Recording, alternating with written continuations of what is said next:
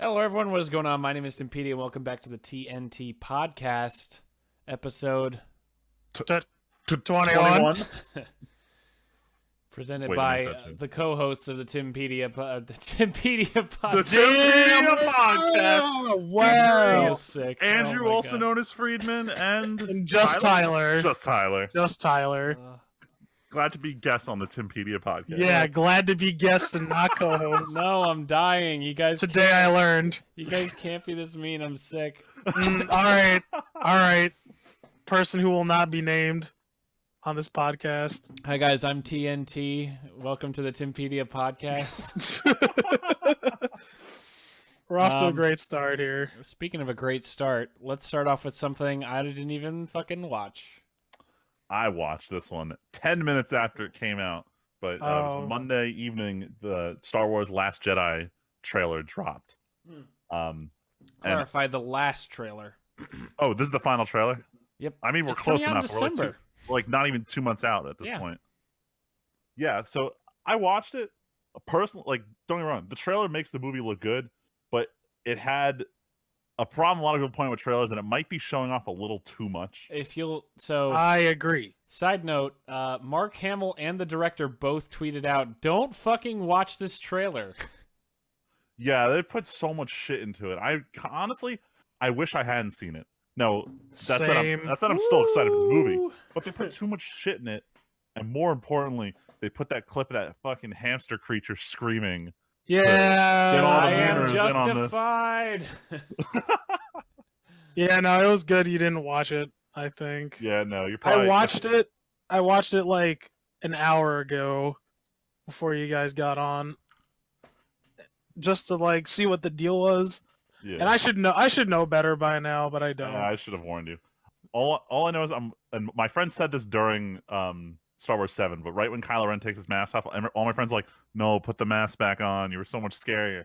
And we're watching the trailer, and there's one scene where he's walking around with his helmet off, and my friend says the same line, "No, put the helmet back on." The only thing I knew was in it was Val was like, "Oh, there's this new Ewok bullshit animal." Yeah. Oh yes, Jar Jar 2.0. Christ almighty. Yeah, but I don't know. I'm still excited to watch it. Regardless of how shitty it is, I will enjoy this movie. Wait. Yeah, to some level, I might enjoy it too. We had a discussion. We got a real nerd discussion today at work about that, though. It was cool. I will not watch it, and Damn. I will. Well, I mean the trailer, not the movie. Oh, I thought I was like, Oh. damn, Tim. All Yeah, right. no, you're making the right decision not watching Look, this trailer. if Rogue One hadn't been so good, I might have been more tied to not seeing this. But Rogue One has made me partially forget the agonizing pain of 2 years ago, and now I'm gonna fucking make myself go watch this movie. Look, I'm not gonna lie. They kind of make this feel like this is just like Empire Strikes Back 2. Well, everyone With the fucking tone, knew but- that 2 years ago. That's not news. I know. I was like, Hey, I was look, hoping, they remade episode New Hope. What like, are I they was gonna hoping do? they would try to distance themselves from making it pretty Hell obvious, no. but they kind of made it pretty obvious. It looks so. It's- I mean, Turning into the money grab. I can't say it looks so obvious because I didn't watch the trailer, but I'm sure it is fucking obvious. Yeah. It's fine. Just revel in the fact that we get these other like spin-off movies that Wow, can't wait for seem the Han pretty very- Solo movie where the director's fucking left. Yeah, that was a little Yo, weird. but Childish Gambino is Lando Calrissian. Yo, but Oh Childish my Gambino is Lando Calrissian. They couldn't have picked I haven't- anyone better. I haven't They couldn't listened have. to his music in like 5 years. I listened to like his first album. I have Oh, not listened in a fucking- very long time. Yo, was it Camp had some pretty nice bangers on there. His last album's pretty Because the internet was really good, and his last album, if you listen to it, it's almost like he never like wrote it. It seems like a completely different artist. Didn't Childish Gambino say his or no, that wasn't him who said his first album was a huge sellout album? No. Yes, it was, don't wasn't know. it? I don't good. remember. He said his Him? first album was a sellout album. Maybe. I don't remember. I'm just probably I remember it from one of the. There's this one guy I watched on do music reviews on YouTube because he was on that guy with the glasses a super long time ago. I don't know. Back when that site mattered. All I know is that because the internet was my like 2013 banger album that whole year. It was so good. But anyway, Anyway, that Jedi trailer happened, and Avoid it now- if you can. If you really must watch it, it was Look, entertaining. everyone who's but listening to don't this ruin your probably experience. watched it, or like everyone who's listening to this has already either watched it or not. But like, if they're Yeah. being reminded that it exists because of this, don't go looking for it right now. In case you haven't already heard us say that. Yeah, listen to the good side, the light side. Fucking don't go watch. Nah, nah, nah, nah, nah. Oh my god. All right, moving on to another classic segment of the podcast. We got some minor Overdank. overdank news. I don't know, Yeah. I'm gradually losing interest in overdank, but regardless, the Halloween event is back from last year, but now we got new skins, we got new emotes. I didn't see any emotes yet. I just saw all the skins, but they all look really cool this year. Yeah. You know what I'm not a fan of? The fact that they're just giving us Junkenstein's Revenge again. Oh, like they didn't tweak anything? Now they have an endless mode. Oh. Ooh, spoopy. Yeah, Alright, spooky. So I different. remember the first year of Guild Wars 2, everyone was so excited for the Halloween event, and the second year they changed it a little bit, and it's been the same for the next 4 years after that. And that's kind of what happens with these games. They come with a lot of cool festivals in their first year, and then it's so easy to just like recycle content every year because it's, it's seasonal. People Yeah. don't care. It's only here for 3 weeks. And we're Yeah. probably going to see that with Overdank for the foreseeable future. Could have at least like mixed it up a little bit. The problem Like, is if they did a different event, people would get pissed that Junkenstein is back. Like, they can't please everyone. well, I mean, why can't they just have Junkenstein and then something else? Because you don't want to fracture the player base. Like Junkenstein is like you got Junkenstein, and then you could be like, oh, like I don't know, some other type of zombie some shit. creepy or... 6v6 Reaper based game. Yeah, I don't know, man. Like, I feel like because that's all it is. All Junkenstein's Revenge is just PvE wave based shit. Dude, I love But, that like, shit. But that's what the community likes because there is no kind of permanent PvE in this game. Yep. I want Uprising again. That shit was so cool. It was a Is lot that what of it was fun. called? Yeah, Uprising, the Yeah. one where it was like survive the Omnic waves. Yeah, Dude, that it was fucking hard. It was hard. Like, it was challenging. It like took like real teamwork to beat it. I really enjoyed I it. wasn't even playing on the top difficulty. I was playing like mediums just to get the dailies, and my team was still wiping at the end because they were idiots. Like, it required you to actually think about what you were doing. You couldn't just play mindlessly like in quick play. It was cool. It reminded me of Left 4 Dead in some way, shape, or form. It's pretty much what it was. Yeah, I liked it. I think they should like, come up. like Call of Duty Zombies, but not quite. Yeah, I don't know. That's overdank though. There's nothing really too new Nothing right really new. now. Still waiting for them to fix all these characters. They broke Mercy in the PTR again. They don't know what the fuck they're doing. Yeah, Who's getting nerfed? Someone is. someone's getting nerfed. I don't know. They still think Mercy's still too OP with her new stuff. Yeah, man, she can just Um, res that tank. I've seen a clip on Reddit where the Mercy res the tank at least within a minute 4 times or so. You just camp on them until they die and res them because they're the most like high value target. Yeah. Um, So I don't know. They got to figure out something I like don't know what that. they're doing. I don't know if they need to increase the timer or make it so, like you can't res the same person twice in a row. I was thinking the same thing. Well, not maybe that, but like they might get an increased timer. Oh, like something after like that. after the second res, I don't know. Yeah, or not resing the same person within a period of time, or just not again within the same life. I don't know. They nerfed the distance, or no? What did they do for her? Now in her ultimate, instead of just getting the res automatically, like getting your timer refresh when you enter your ultimate, now it's just while you're in ultimate, your res distance is further. But the problem is your guardian angel speed is already faster, so like you don't need the distance because you could fly at them faster than you could before. I don't know. They're not balancing her correctly, and they don't know what to do after this rework. They might just have to undo the rework and say like, "Oops, we fucked up twice." Yeah, they're gonna okay. have to. She was less busted before the rework.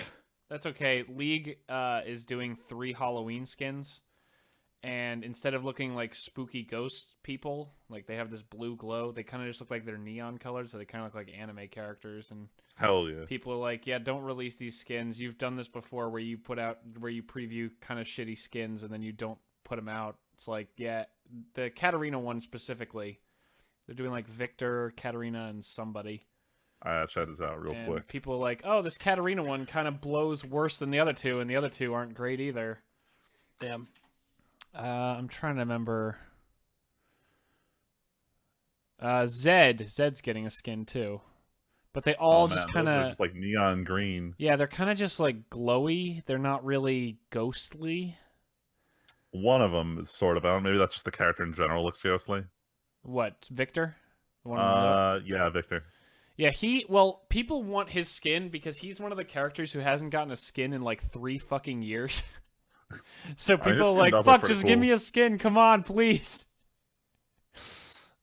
No, but the Katarina one especially looks like it's just a fucking anime character. Yeah, it's mad anime. Like, she looks like shit. Zed at least looks okay, and Victor looks pretty good, but Yeah, Katarina those two are kind of cool. makes the other two look worse next to them.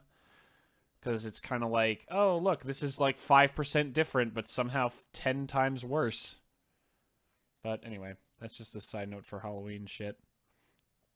There's no magic spookiness, but there is a little bit of magic news this week. Oh God. A little wait, bit. hold on. A sprinkling. I'm We're skipping. skipping over. Good. Or We can skipping come over back to it, but Szechuan? I just, We'll come back. We'll No, come we'll back come to it. back. It's 100 not years, we'll come Halloween. back. I just fucking 100 years. I wanted to connect back. our 2 main topics since we didn't have magic news last week. I was so confused when they were announcing this week. I couldn't figure out what the hell was going on. So there's kind of 2 things that happened. Well, one of them is not really major news, but it's just kind of cool. The World Championships for Magic were actually this weekend. That's nice. It's really Did not watch fucking. any of it. It doesn't really make any sense how Magic does their World Championships, but at the same time, I don't really see how they can make it good. Like, Magic doesn't really have seasons like things like League or Overwatch or like official sports like baseball, soccer, whatever. Like none of those have all of those have seasons, and you obviously end it with the Worlds. Like Worlds is going on for League right now. Literally in 3.5 hours of this recording, they start week 2 of the group stage.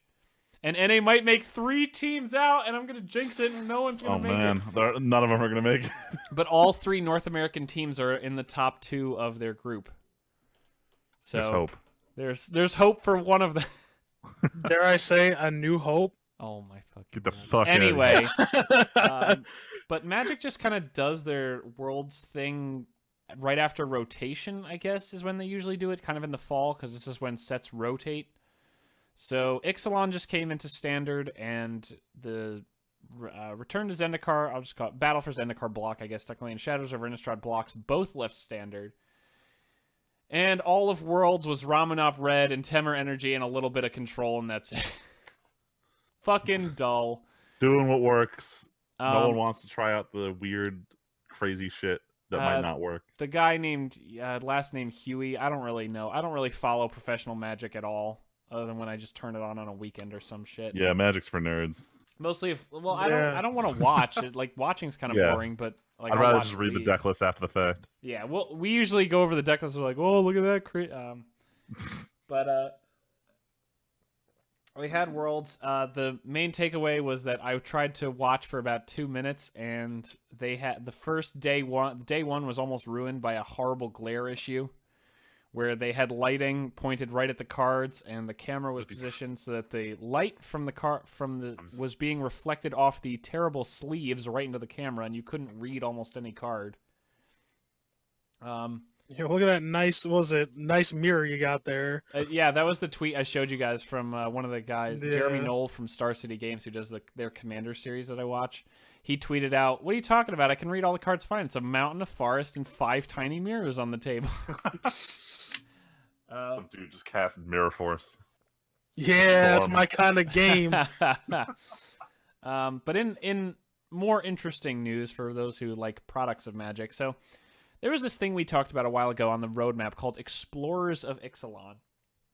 It was coming out in November, and we didn't really know anything about it because it wasn't Ixalan or Rivals of Ixalan, which is the set coming out in January.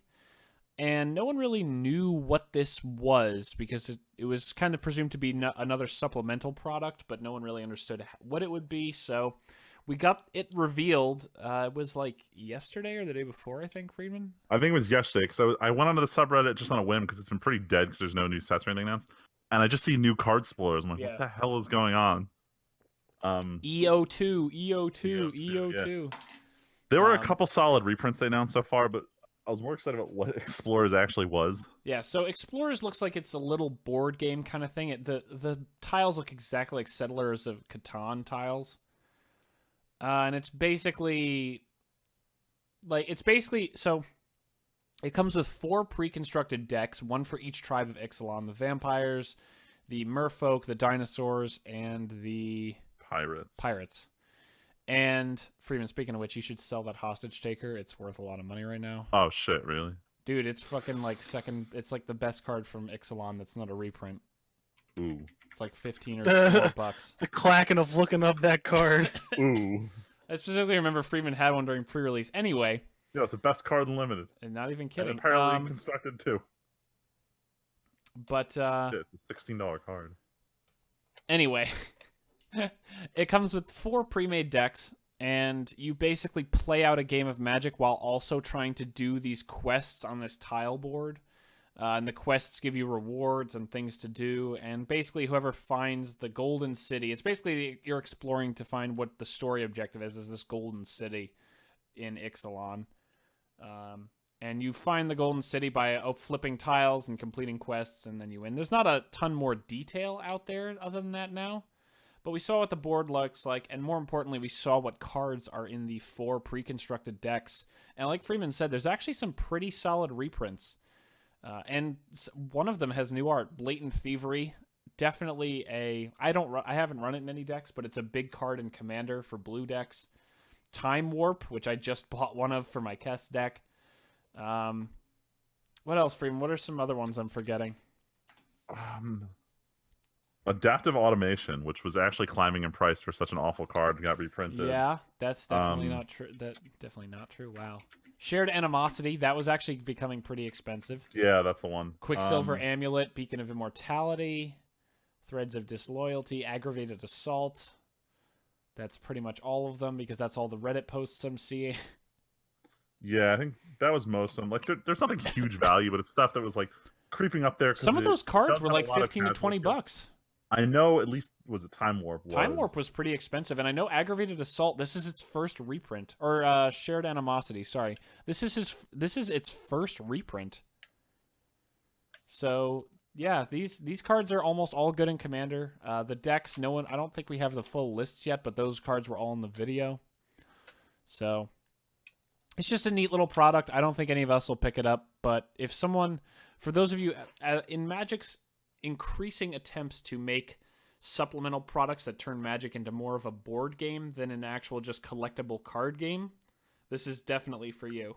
Yeah, this is probably one of their best attempts at doing it so far. This is like for the people who want to buy or who bought Archenemy Nicol Bolas with no intention of upgrading the decks just to have fun.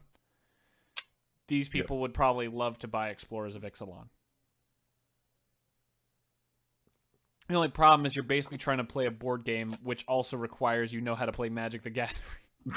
It's hard to learn to get into it, but it is a fun multiplayer thing where it doesn't get too competitive. It doesn't become about like who's got the budget for better decks. Yeah, this is a really good thing for people who want to play like a depowered thing, where it's like we just want to have fun and play with some cool pre-constructed stuff. And there's clearly some decent cards in here, so yeah, even if it doesn't pan out as a game, you got some solid reprints for whatever Commander decks you're building. Yep. Nah, I don't need any other cards. I got the best deck in the game. Oh my god. Exodia. Because my friends made it. Oh my god. Speaking of friends, why don't you talk about the memeiest fucking news ever, Tyler? Yeah, The when you said memeiest news? you needed something, I thought you were going to say that you needed that sauce. Need that Szechuan sauce. That's it. 97 more years, Morty. 97 more years. What was it? 12 seasons? 12 seasons of Rick and Morty. 100 years, Rick and Morty. This is the dumbest shit I've heard in a long time. It happened, man. This happened. Dude, the internet ruins things. This is really also hurting the whole Rick and Morty fans are awful theory, because it's not being a theory anymore. Because now it's starting to get close. Helping the people who say that.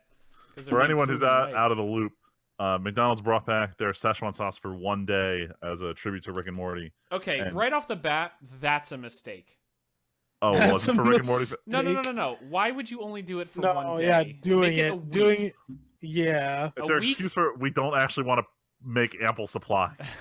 But like, it feels like a week is enough time that people have a much harder time complaining about it. Because then you can at least plan around it, especially if you miss the announcement. It's like, oh, the day happened already.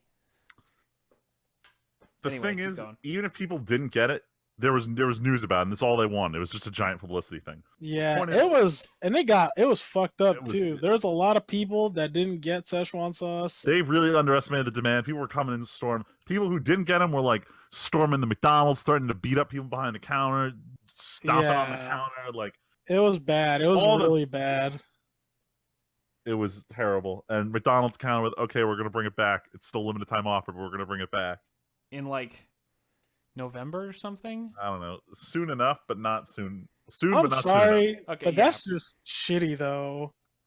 Like that's just really shitty. What, McDonald's or the fans? The fans, that's just fun. Like, yeah, we all know the fans. No, McDonald's was trying to be like nice guy McDonald's for once in their lives, Yeah. right? And they're like, maybe we should do this because we all know that they even probably knew like this is probably not a good idea. Like, no matter what publicity it is, we probably shouldn't like touch this with like a 10-foot pole. Look, as much Should as even a people 20. complain about big companies ignoring people on the internet, this is why they fucking ignore people on the internet, because people on the internet Yeah. are shit. Well, hold on. I got a counter argument for this because I'm Nope. part of what's known as the Beefy Crunch movement, where Oh my me and about 6 million other people have been very strongly appreciated that Taco Bell made the Beefy Crunch burrito and then took it away. And we're all very upset. So we started protesting. People got tattoos. Official flags and banners have been made. Every single announcement Taco Bell's made since then, 90% of comments are talking about the Beefy Crunch burrito. And I'm part of this group of meme lords who's trying to bring it back. God damn it! Freeman, you're Taco also Bell- part of the group of people who on Facebook likes event like yell at the top of your lungs, I fed up with this world, or the Naruto Yeah. run around I Trump. fed up I- with this world. I go to those shitty, ironic Facebook events.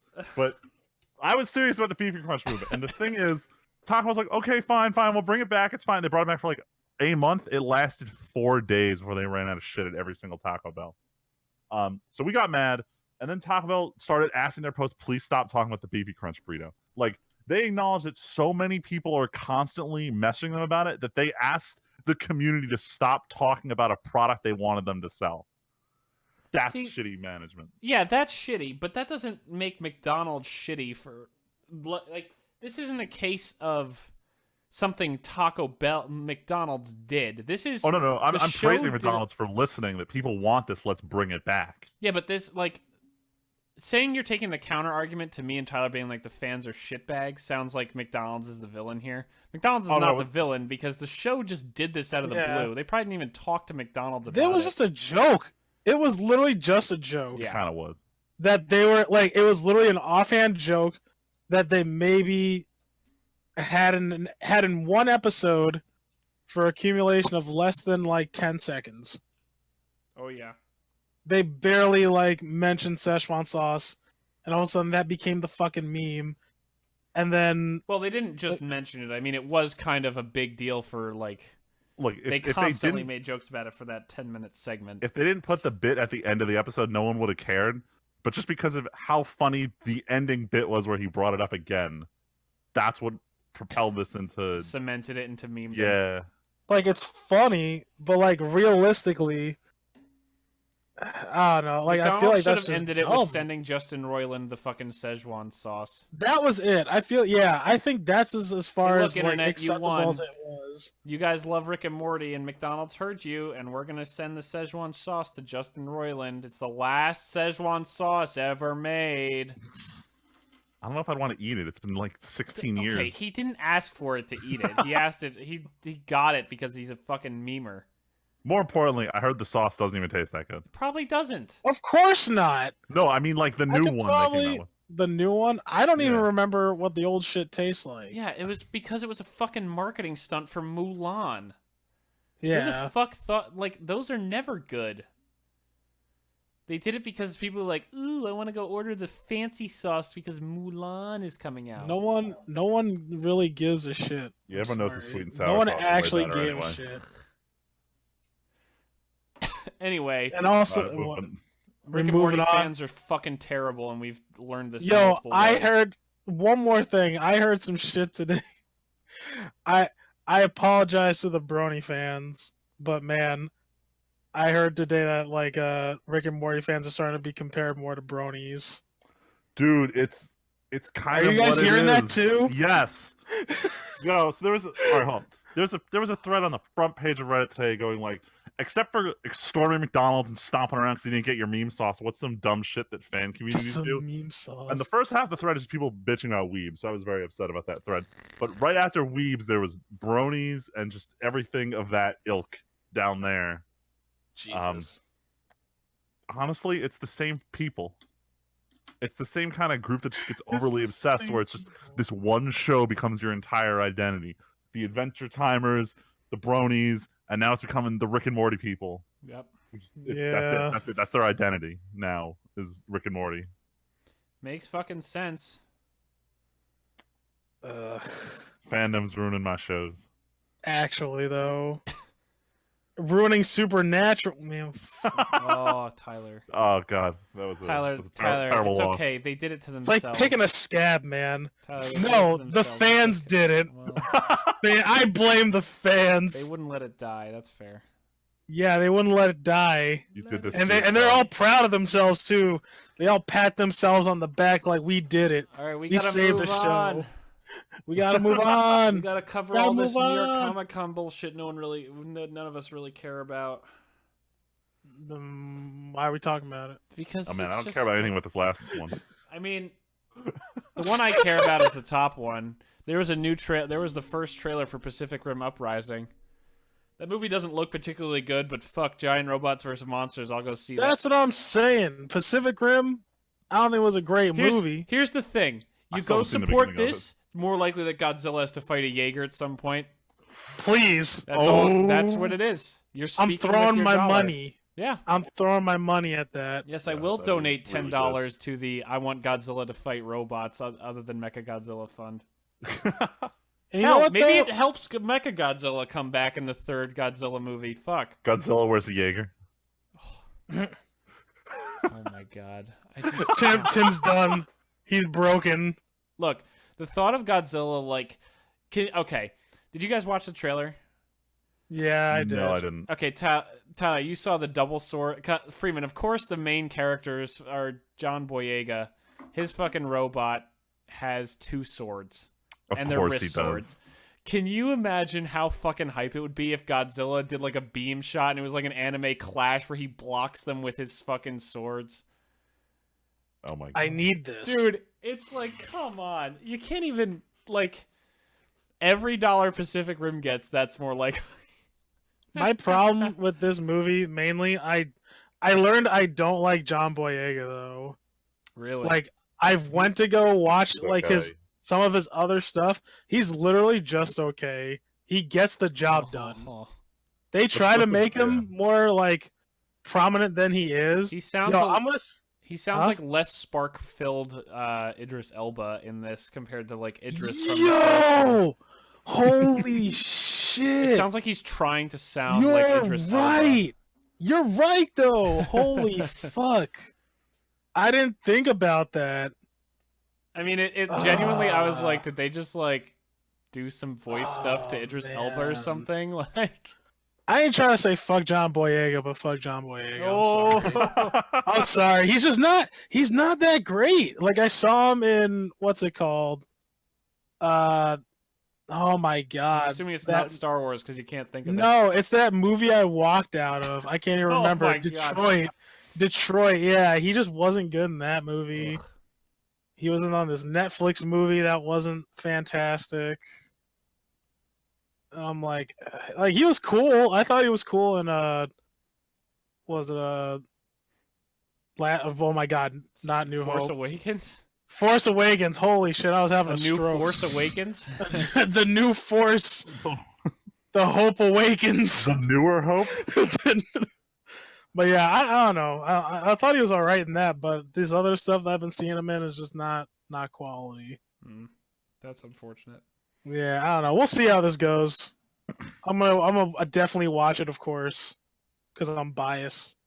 I mean, I don't care that he sucks. I just want to see giant robots. Yeah, giant versus robots. giant That's what I'm monsters. saying. That's the only reason why you go there. Like the first movie had 2 actors I was a fan of. Like the 2 leading people, I mean, it Idris had Elba Idris and Elba. Charlie Hunnam. I mean, I don't remember the other guy. Charlie Hunnam. Like the only really notable thing he's done was Sons of Anarchy. See, I didn't see that. That's I know fine. it's a good show, but It's not for everyone. It's a biker gang shit. Yeah. I know what it is. I know it's on Netflix. Dude, there's too many shows. Not enough It's time. fine. Too much shows. stuff. I wouldn't recommend that to too many people though. Like I only recommend it to like specific people who was into that kind of shit. But anyway, Walking Dead. Oh yeah, big shock. Walking Dead and Fear the Walking Dead are having a crossover. Who the fuck I cares? don't understand. I like Walking Dead, but not enough to care. Hey, look, As Walking someone Dead is who- kind of failing, and Fear the Walking Dead was never doing well. So clearly, if they cross over, they'll both re-energize each other. No, Yeah. As someone who fucking watches heard Walking me. Dead, I can't stand this show anymore. I just it's hard because you know why? Fucking bad. You know my problem right now? It's just like the comic. It's starting to just be like the comic, and the fucked up part is the realization, right? Oh, no. When Robert Kirkman came out and said, this is a quote he had like a couple years ago, he's like, the show will end before the comics. Oof. That's how you fucking know it's gonna go on for a long ass time. but like And I think, in my opinion, this is another show that the fucking fans ruin. I mean, yeah. I mean, there hasn't been any particular case of just like the sauce incident, but it's just like people get way too excited for this show. Like there'll be an episode where nothing happens, and everyone I know in the universe will be hyping up an episode where I could tell you in advance nothing's going to happen this week because it's not the opener and it's not the closer.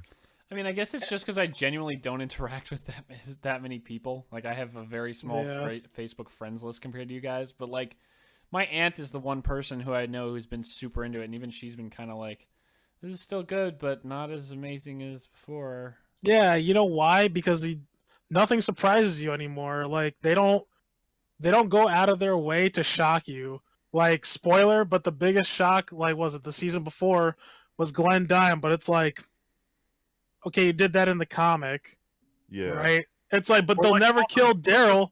You also scared us with him almost dying earlier in the season than that stupid fucking bait and switch with the dumpster. Yeah, but it's so stupid because they're too chicken shit to like actually do anything. Dude, I was so mad when they didn't kill Rick in that one episode.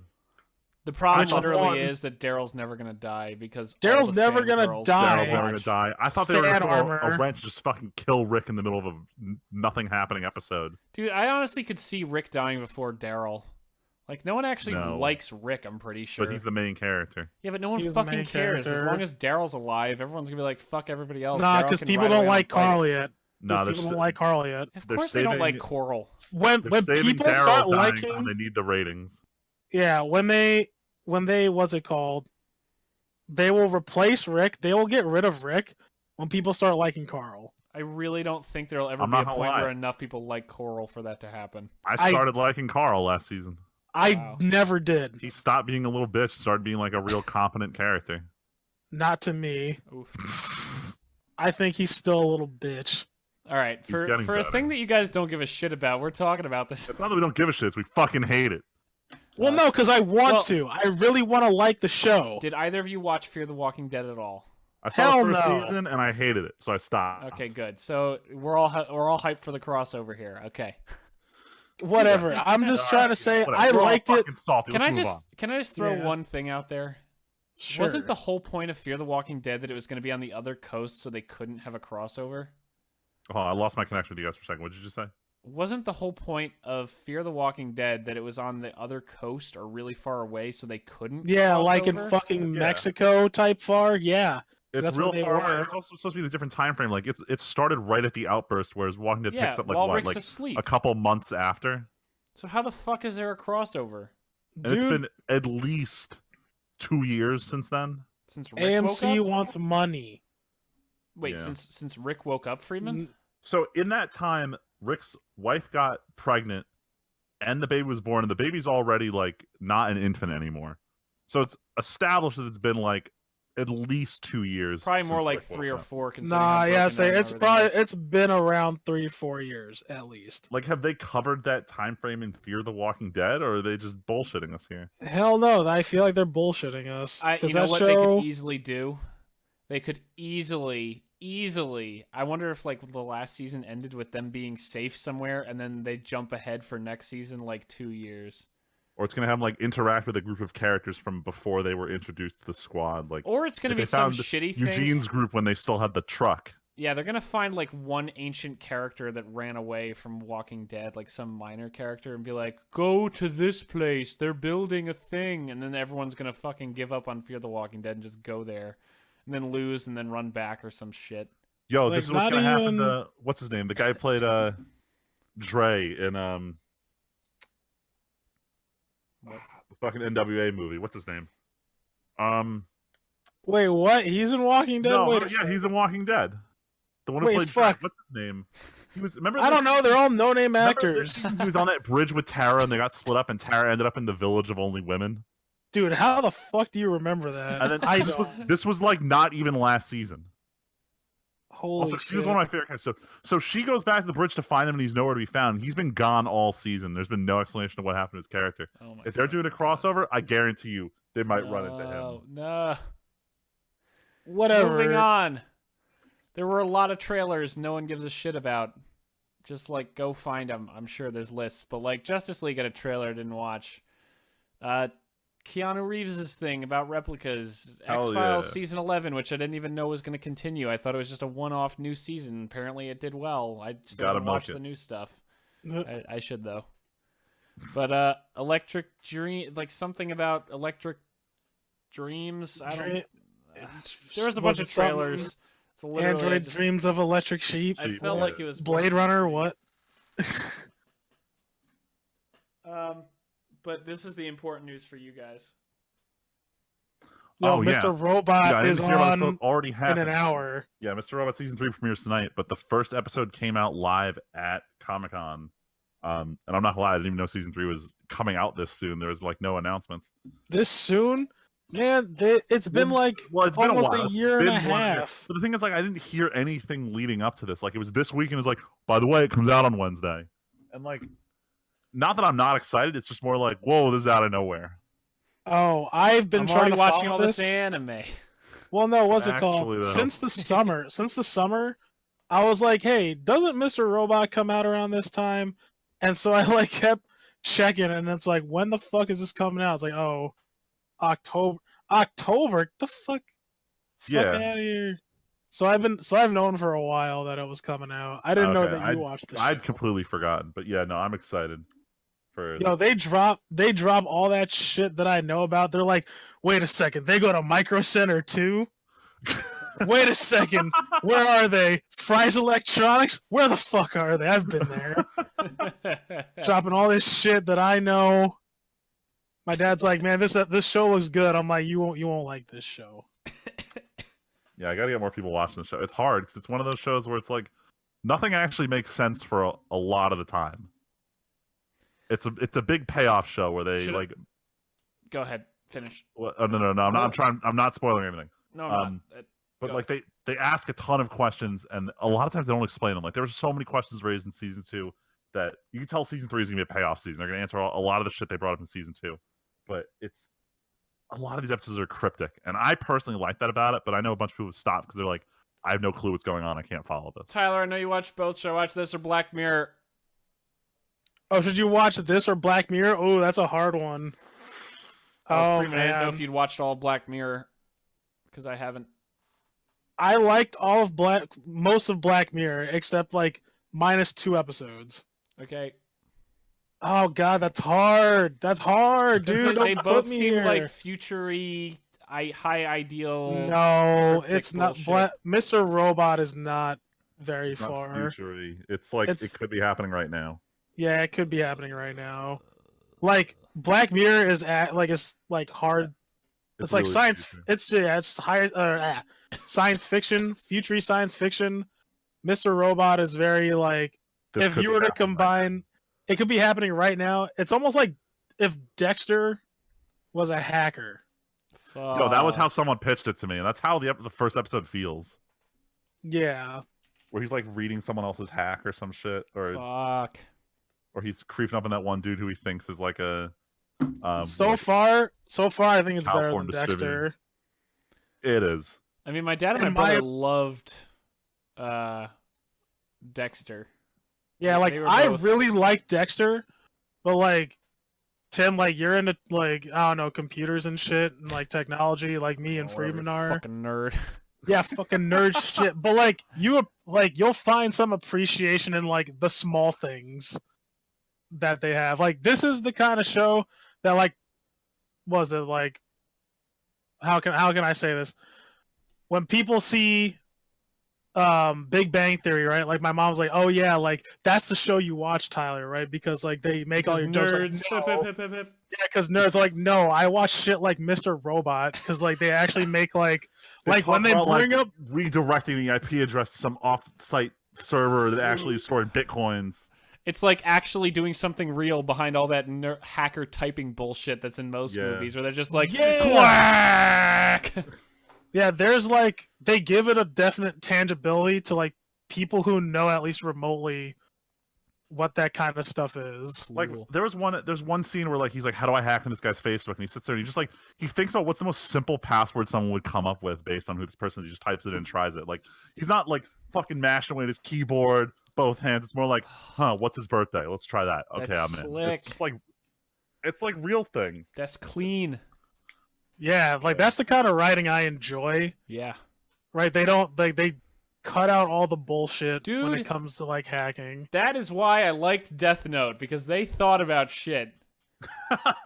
At like Wow. Val will attest to you guys, and I'm not taking this on a tangent, I promise. This is just an example. Every single time I turned to her and I was like, "Oh, but if they do this, are they not going to think of this?" And then someone in the show would be like, "But what about when this happens?" And I'm like, When you're one step "Fuck, ahead they're of the thinking. They're thinking on the same wavelengths I am. This is freaky. They're answering my questions as soon as I come up with my question." Yep. Anyway, that's cool. Yeah, you know, actually, you should watch Black Mirror. I want to watch it all. There's too many. But Mr. Robot. But then I I also wouldn't- want to watch Full Metal Alchemist again. No, don't watch a show again. Tyler, it. fuck! Watch new I want to shit. watch old stuff again. You're not Leslie, all right? Leslie has to watch that show. Look, you gotta watch the live action stuff. You can't just keep watching the weeb shit. Yeah, Man. there you go. Thank you. All right, There's my where- transition. That's fine. That's good. Yeah. Yo, What? I'll say just Leslie was walking around and someone recommended to us the live action shit. I'm like, get that shit on my face. The live action what? The live action Full Metal Alchemist. Isn't it not even out yet? It's not out yet. Yeah, I don't know. I was like, what? recommend it unless they were like, "Oh, if you like the animated one, I'm sure the live action's gonna be really good." I honestly think he was just trying to like He Fuck had say to- some slick shit to her, but little did he fucking know she never like watched it all. So Oh, because she was Didn't Winry. That's Oh, right. yeah, 'cause she yeah, was yeah. Oh, Winry. this is giving us some context. You needed All right. context, Yeah. Tyler. I thought it was just random. I oh, forgot because that it was you random. guys Comic knew Con. what the fuck? Yeah, but Because the you people- knew But she the was listeners The Winry. don't. listeners don't. Okay, when Oh, Leslie and Tyler went to sorry. Comic Con on Thursday, Val and I went on Saturday. Leslie and Tyler went on Thursday, and Leslie went as Winry from Full Metal Alchemist, even though she hasn't I watched went- it all. As just Tyler. All right, we hard turned already. We can't go back. Freeman, I take us know. away. All right, yeah, write down this timestamp because it's time for the weeb shit. Oh Starting up strong this week. I got a chance to watch the first episode of season 3 of Food Wars, and noticeably the animation was a lot shittier. And I'm not Oh, happy about this no. because I mentioned this last week that I was excited that JC Staff was going to be handling One Punch Man season 2 because they usually have a pretty high standard for how they draw things. And starting off at the beginning of season 3, they're already giving us weak ass animation for Food Wars. So I am upset about the implications. I don't know if they Food have. Wars like all about the color and the animation because it's just food stuff. Well, when the thing is, there wasn't a lot of food in this opening episode. There was one shot where someone made like spicy tofu, but like everyone's faces looked a little off in a lot of frames. And they had one part where they wanted to show this group of people who were just like mechanically cooking, so they opted to use CG for the sequence, and it looked a little shitty. I don't know if they're cutting corners because this is a I'm gonna call it 2 seasons. It's 24 episode season, so it's a little longer. They have to stretch their budget a little bit. They might just be saving it up for the actual food battles where they want to go over the top. This was a lot of exposition, but I don't know. It's setting off some alarms. Okay. But what's not setting off alarms is one of the dub trailers for the movie A Silent Voice came out today. And for anyone who doesn't know, Silent Voice is a story of this boy who met this girl in elementary school, and she was deaf, and he made fun of her when they were kids. And then growing up, he realizes how shitty of a person he was, and he gets transferred to high school where she's going there. And it's kind of the story of them reconnecting, and it's, spoiler, it's a love story. But no way. But for the English release, they have a deaf voice actress playing the deaf main character, which I thought was really cool. I heard the trailer. It's the voice is fitting. I'm concerned about how they're going to translate one sequence where someone says "I love you" and the other person misinterprets what they're saying is like "I love the moon" or something, because the words "Suki" and "Tsuki" with a T mean moon and love respectively in Japanese. So everyone's concerned about how they're going to translate that one, but no one knows.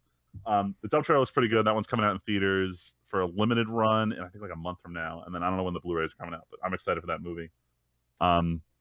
Still on the topic of movies, Tim, I was going to recommend this anime to you, Code Geass, because it's the closest you're going to get to another Death Note. No, yeah. Tim's going to love this because it's Death Note and Gundam Wing. Actually, though, it's the Gundam group did this. Why have we not recommended this to Tim? And the dub is really good. Why I was waiting. Because I'm never sure. Oh God, yeah, this is Tim's anime right here. Hold on, ready? But so Code Geass, it had 2 seasons when it came out. It wrapped up pretty well, but then they announced a 3rd season. So everyone was a little concerned, like, how are they going to tie what happened at the end of the 2nd season into the 3rd? 'Cause it's been like 8-9 years between them. But there were some very minor changes in the first of 2 recap movies that came out, where they started cutting and altering certain plot lines. No one knows if they're trying to retcon certain things out for when season 3 happens, or they maybe just cut it because they didn't want to deal with certain plot lines in the 2nd recap movie because it doesn't impact the ending.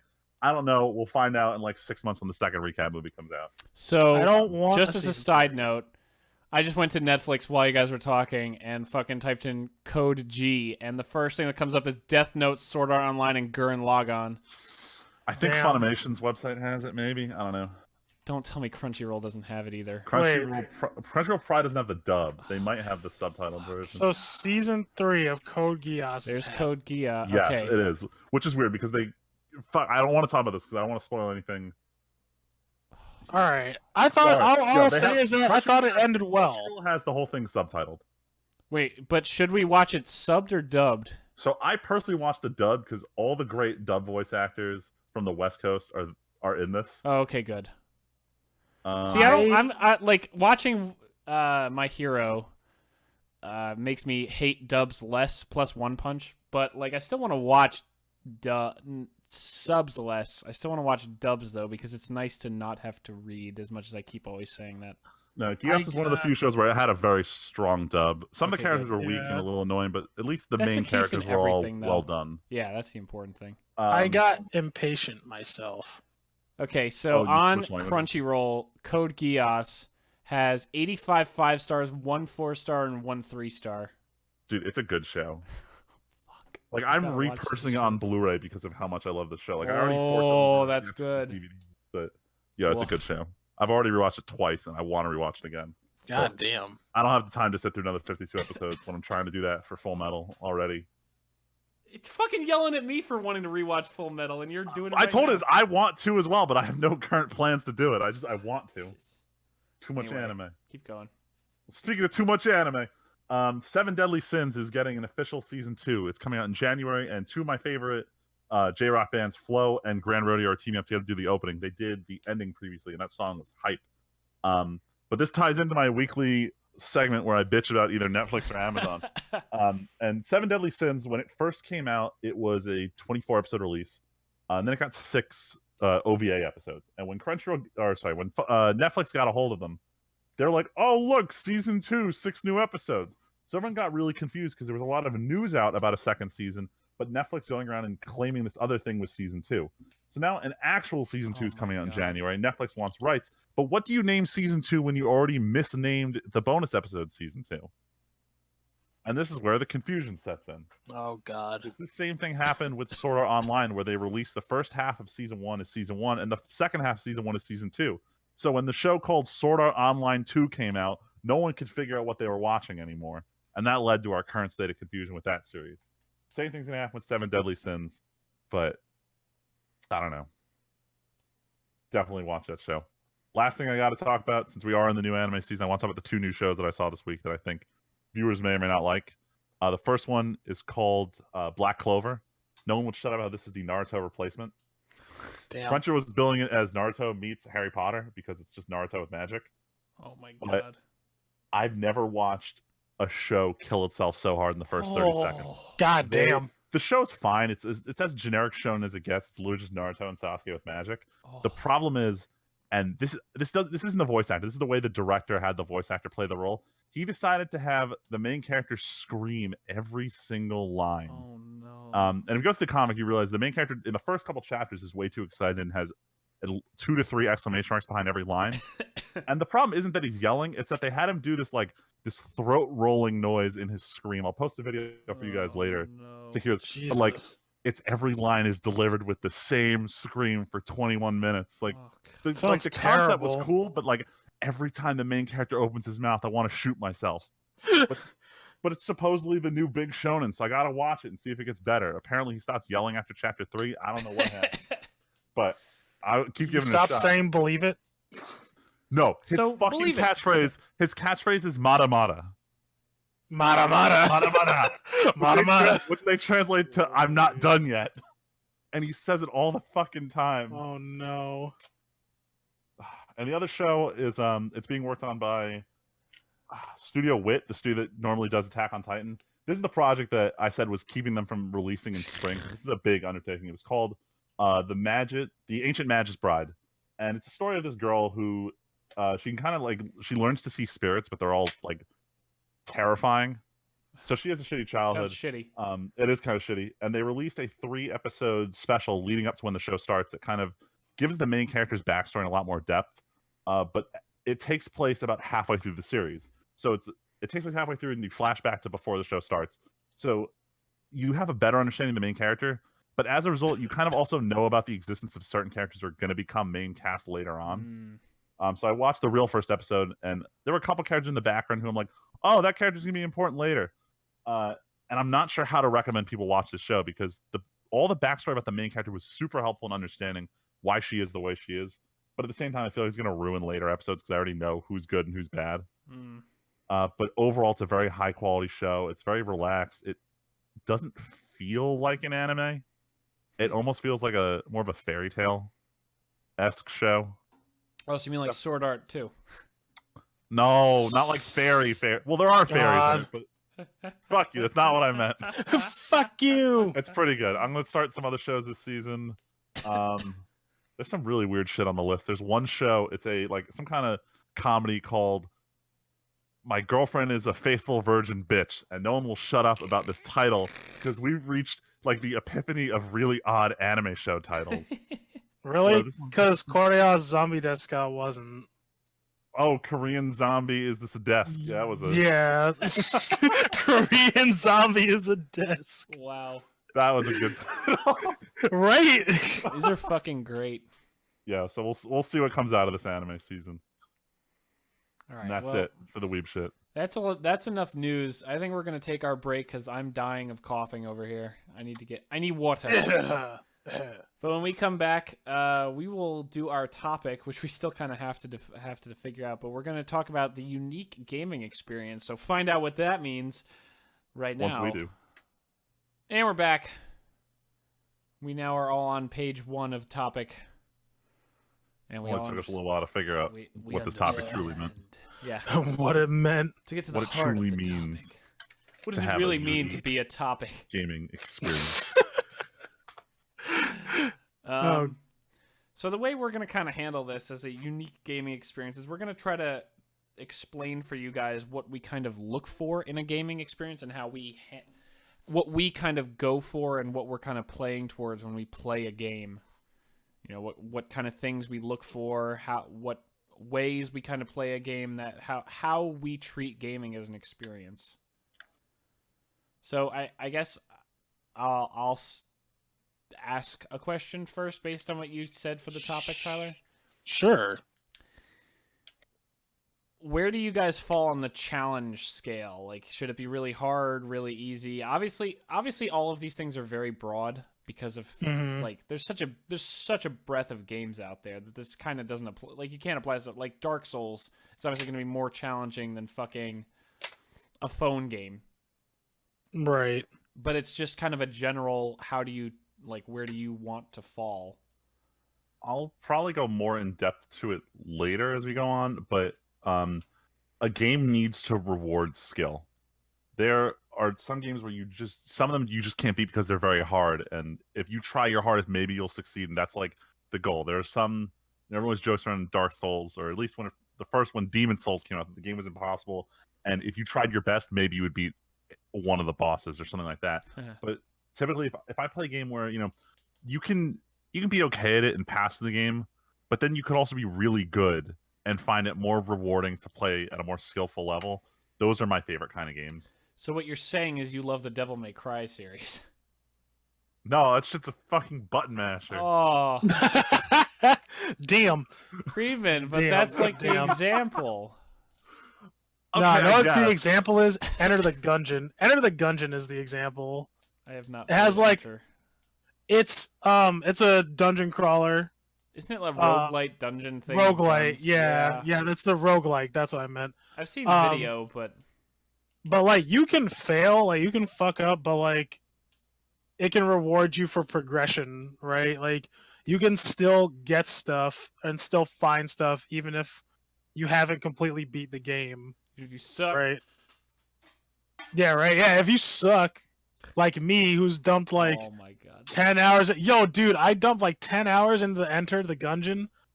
Still haven't gotten past like the third area of the game. Oof. But I unlocked all these guns, like all this stuff, because like, I've beaten like some of the other bosses, or like I found other secrets in the game, or like got past stuff. So like that's a game it generally rewards for like time played / skill, right? Because you still need to beat the bosses, and like you still need to find these things and like have certain resource management. Mhm. So I like games where like it kind of has like a balance like that. I like challenge, but there's definitely a point where the challenge becomes too much, and I'm one of those losers who will just cheat to go past that challenge. when it gets too hard. Like I finished the ground control Let's Plays a while ago. Mm-hmm. Those games, I cheated on every single one. I love them all to death, but in a strategy game where you have a limited number of squads, and like the odds are so stacked against you, I'm like, fuck, man, I don't want to like tiptoe my way through this shit. I don't want to have to lose this 50 times in a strategy game where it takes a while to customize every squad and everything like that. I just want to fucking play it and have fun. Then I'll cheat. But then there's something like Dark Souls where you can't cheat, and I'll beat the shit out of that. I beat all of the Dark Souls games. I love Dark Souls. The only thing I didn't beat was Bloodborne, and the final boss of that is insanely difficult bullshit. I don't know. I've seen harder bosses. I felt in that game. I mean, I never beat it, right? But I've watched my roommate play the shit out of that. Probably, but I think I was also at a point where I was really frustrated with the DLC because the first boss of that DLC was also really frustrating for me. I spent a lot of hours grinding against him, and then like each boss of that DLC just was such a slog, and then the area before it I think was kind of annoying, and I was just like, fuck it. I just don't care. I don't feel like taking the time to grind out this boss and die to it 50 times just to beat it. Sometimes really that's just think how that it should is. happen. But the weird thing is that didn't happen to me in any of the Dark Souls games. I was like, fuck it, let's go. I hate this. Let's do it. I don't know. Sometimes you're just a masochist, man. I think what it comes down to, and this is kind of edging us into a different side of it, But for me, it depends on how clean the gameplay is. Like, no, I'll agree. It depends for me, right? Like how I'm responding to the game completely. I understand where you're coming from. like an old ass strategy game like Ground Control, you don't have like a strategy game. You never have super fine control. Obviously, there's like, oh, but StarCraft pros do all this shit. StarCraft is built from the ground up for that kind of competitive APM crazy gameplay. StarCraft 1 wasn't even that good. It was really hard to manage large groups of. Oh units. yeah, dude, 12 units per hot per hot. I don't want to go back. But then there's like things like Dark Souls where, as much as it's kind of the meme that you make fun of, like, oh, iframes, you just time it right and it's fine. But like, I'm the kind of person who never was good at Tyler, I know you're really good at Guitar Hero or like Dance Dance Revolution or any of these rhythm games. So I've never gotten a game. Like, I've always been good at shooters, and Dark Souls is the closest I'll ever get to having a shooter where I can use those fast reflexes, not in a way that's more physically demanding like Guitar Hero or Dance Dance, where it's learning a whole new skill set. Like, for me, it actually almost kind of feels like playing an action-y version of like a really tough Call of Duty or Halo, more specifically, where you're kind of playing at this faster paced. It's an action game where I can play it like that, but I don't have to know combos like Devil May Cry. I can just play quickly and cleanly and really do well. I kind of like stick to like your certain skill set, right? Yeah. Too is that yeah. Like I was pretty solid at like Halo and Call of Duty and stuff, and I don't think I'm that bad at Dark Souls. I think some of it also plays into the depth of the gameplay system. Like one of the games I played this year, Final Fantasy 15. You could do what I did for the first half of the game and run through and literally never use anything but your basic attack and dodges. And you'll beat the game. It'll take you a while. Some of the fights will be really annoying. Or, you can learn the in and outs of the warp system, start using magic. There's so many more ways to go about the same thing in game that you can play the way you want and you'll succeed in different ways. And I think systems like that where you can kind of tailor it to what feels right to you, but at the same time still see yourself succeed, generally lead to better game experiences. The funny thing about that is that Dark Souls' magic system is very limited because it's tied to like a limited number of charges, except for in the third game. So you kind of just have to like level up certain abilities to be able to cast spells more. But at the beginning, it's like you have to learn the sword shit anyway, so you might as well just go with the sword shit. Yeah. But then if you actually use magic, it's actually fucking busted. That's kind of like the way it was in 15. Like, you had to craft your own spells using items. So at the beginning of the game, when all you have is shitty items and no gold, it's like not that cost effective. But when you get to the late game, oh my god, magic is like holy mandatory. Fuck, it's so good. And the worst part is I didn't use it for most of the game, so I'm really fucking bad with it. So I'm struggling with like the end game stuff. Doesn't matter. You'll always hit yourself, though. You'll always hit yourself. I think it's dumb, personally, but hey, man. Wait, what do you mean hit yourself? When you cast a spell, right? It's typically like an AoE, and when you cast it, it's supposed to be like more realistic. So when you cast Blizzard, right? Everyone in your party also gets hit with the same Blizzard. I was watching the one video where you're fighting one of the bonus enemies up by the lake on the top of the map, and some dude used Blizzaga while he's in the lake, and it fucking freezes you and your teammates' feet to the lake because you're standing in water when you cast it. Like dumb shit like that reminds you, like, hey, this is trying to be realistic. Don't do dumb shit here. That was cool. Yeah. The funny thing about that is that's what like Dragon Age Origins actually does. If you throw down a blizzard spell or like a firestorm, you walk into that, your party members are going to get fucking hit. And of course, because they're dumbasses, they just walk into it anyway. Yeah, but the problem is it's like you can't like direct it in a cone or anything. It's like if you need to fuck up this monster, like you're just going to take the collateral damage. Like you have to, like there's no way unless you're wearing like a null freeze or some shit like that. So that right there, this is one of those things where you don't have any control over it. If there was some kind of a system where you could like manage your teammate's position, a system like this would be a lot more rewarding and make you want to do something like that. And it kind of plays into enjoyability of games. Or you could just hit it with the big sword. Or yeah, you could, but like when you start doing other stuff later, like what Freeman says is right. Like with 15, you can really tackle the main chunk of that game however you want, which I think is great. But I think what also it does like a pretty decent job. Like at the end, it makes the player utilize everything. Like you have to do everything that the game like throws at you, like every single bit. It's like, well, if you don't know how to master all of these things, then like you can't beat everything.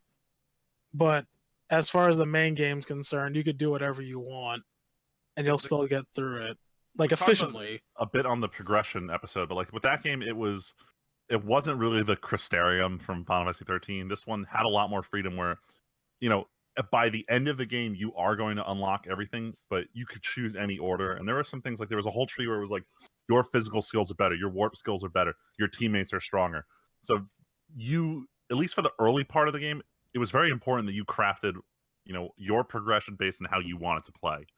Like I said, I didn't use magic first. I ignored the magic branch for the longest time to make sure my teammates had like heal skills. Because you're bad. No, for like the self heal skills. Yeah, self heal. Yeah, I did. I saw into the future and I was like, I'm taking all AP shit.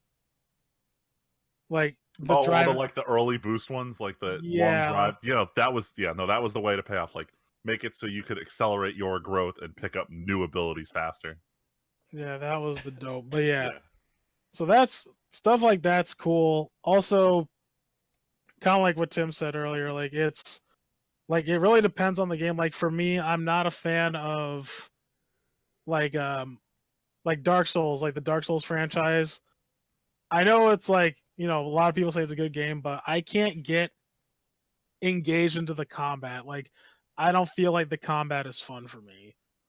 I don't think the sounds are fun. That's fair. Or anything like that. Yeah, like so now if I felt fun in that game, or if I got more enjoyment out of the challenge, which I know a lot of the fun aspect comes from, then I'd probably play it a lot more. And I think that's like the biggest thing, right? But I mean, I do appreciate a good story. I feel like I have to at least mention that a good story like does pique my interest like a lot of the times. Story is like simultaneously the most and least important part at the exact same time. They're like, for example, I'll take two games I was playing recently. One, they're both by Square Enix, Bravely Default and Final Fantasy V. These games are in essence an RPG where your character can freely change classes, and that's where most of the depth of the game is. So the combat's all really fun, but the problem was the story took a hit. I didn't personally know why I was fighting certain bosses. People would show up. The story was kind of all over the place. And while the gameplay was a lot of fun, I was very disinterested because the story was bad. But then you go to the complete opposite end of the spectrum, and you take a game like Life is Strange, where I enjoyed the story, but there wasn't that much gameplay to it. And I walked away enjoying it, but chances are I'm not going to play Life is Strange again just because it had a good story. So story can either be make or break or not play a role at all. You know what I'm trying to say here? Yeah, like you could get a game, but like, you know, it might not be as engaging to you like to play it again because it's a story. It's almost like a movie. Yeah. Like how often are you gonna watch a movie? The same movie over and over again. A lot. You could, hey man, you could be like, was it 9-year-old Tyler or was it 5-year-old Tyler and like completely bust the Home Alone VHS tape because you watched it. Would watch. My sister went through a Shrek phase for a year and a half. Just Disney movies every day. Shrek. Fucking happened to every kid. Every kid sees the movie that they like and they're like, I want to watch it again. I want to watch it again. Yeah, exactly. I'm just saying. They're fucking dumb. Yeah, because they're fucking dumb. Jeez. I mean, we were dumb kids. Every kid is dumb, kind of dumb. No, but hey, man. Dumb. Look, they're kids. They're allowed to be. But they are dumb. I'm trying to give them credit. Yeah, they're allowed to be dumb because they're kids. Hell, I don't want the viewers to think that I hate kids, all right? Dumb. Everybody younger than my age right now is dumb. Yo, the one thing I gotta say is fuck fidget spinners and vapes. Yo, dab on the haters. Fuck you. Get out of No, here. my new marketing lead keeps bringing his fidget spinner to our planning meetings, and I can't stand it. What a piece of shit. I'm isn't not a that fan a of these fireable people. offense. Like, shouldn't you just be able to be It like, should dude, you have be. a fidget spinner, you're done. This Clearly, dude- there's something wrong deep inside you. This dude at my last job, he's like, "Yo, Tyler, check out my new fidget spinner." I'm like, "You want me to congratulate you?" And he's like, "Yo, it's really cool." I'm like, "I'm not gonna lie, you're a piece of shit right now." Like, I was cool with him, so like I could say that, but like I straight up told him, like, "You actually look like a tool right now." I'm like, "I'm not trying to fucking lie to you." No, like, you need to be know- like, dude, you kind of look like a tool. I think I have to walk away from you right now for a while. Like, I'm fucking done right now. Goodbye. Yeah, and then the amount he said he spent on the fucking thing, it fucking Oh my god, there's some He really said expensive ones out there. yeah, he's like, "Oh, you know, like the balance on this is No. great." Like he's like, I spent like No. around $50 for this. I'm like, get the Oh. fuck out of here, I think seriously. my friend has like a $400 fidget spinner collection now. Oh. You spend so much money Jesus. on these things. I bought one for $6, and that was $6 too many. Yeah. I mean, it's okay. Oh. It's not something I'd collect or spend a fortune on. I'd much No, rather waste. they're I'd shitty. much- They're not okay. I would much rather waste my money on these awful pieces of cardboard I keep buying on the internet. That Freeman, at least you can These play a decks. game Awful that. I play Magic Oh my with. God. Don't you dare! Don't you do it! Speaking of Magic and challenge, so do you guys think like what keeps you guys playing for Magic? Like, is it the competitiveness? You know, Magic has nothing to do with the story. Nothing to do with the doesn't. story. Not the story, but the topic. Yeah. What? Well, no. Oh. I'm talking. What? Freeman, Well, answer the alright, question. Why do you still play Magic? Yo, because the gameplay is tight. That's why I love it. That's why I'm Okay. not playing Hearthstone, because the gameplay doesn't give me the same feeling when you play Magic. The feeling of Yeah. succeeding in a sequence or casting some spells into some guy you know's playing blue and you got to bait out a counter spell. Both the gameplay itself as well as the interplay with your opponent, just because Magic is fundamentally a PvP game. That's what keeps me excited for Magic. Okay. Would you say there's also a challenge element to it? Oh yeah. And trying to like Definitely, stay updated and like I mean, all not that so stuff. much about the staying current with cards. That just comes because I'm bored at work and Reddit's a real thing. Wow. But like, but there's like, I'll go on a quick little tangent story here. I was at a modern invitational qualifier, and I was playing this deck, Black White Tokens, which for anyone who's familiar with it is this modern deck that's not very good. You just make a lot of small tokens, and then you try and buff them and swing for damage. And I'm playing this deck known as Tron, which it gets a lot of mana really fast using these 3 lands that you need to play in a set. And you power out these threats that are 7+ mana, and they're very hard to beat because when stuff costs 7 or more mana, it's supposed to be game winning. So It's supposed to also be coming down on like turn 8 or 9, not turn 3. yeah, so my deck is not really well equipped to fight this, and of course I run into this like 3rd round. And the first game, I lose. And it's always sets of 3. So he has to win one more game before he actually wins. And we're on game 2, and he plays his card where he resets the game, because that's what fucking 7 mana cards do in Magic. So he resets the game, and at this point I'm like, this is real far behind. He already stole my shit. He restarted the game. I can't win. And then someone calls out 10 minutes till the round's over, and I'm like, that's it. I don't need to win. I just can't let him win. And I played the greatest game of don't let your opponent win in Magic history. And that was like, I should have lost that game. It came down to a tie, but that was my personal achievement, because that wasn't a question of, oh, did you win or lose because your deck? It's your skill as a pilot was tested. I got to prove that, hey, I know mine and your deck inside and out enough to not lose. And Damn. almost force you to reset the game again because you still couldn't win. Oh my god. And that was seeing a personal challenge, a personal improvement, a test of my own skill, and that is what I love in games. There, that's my story. Sick. I guess for me,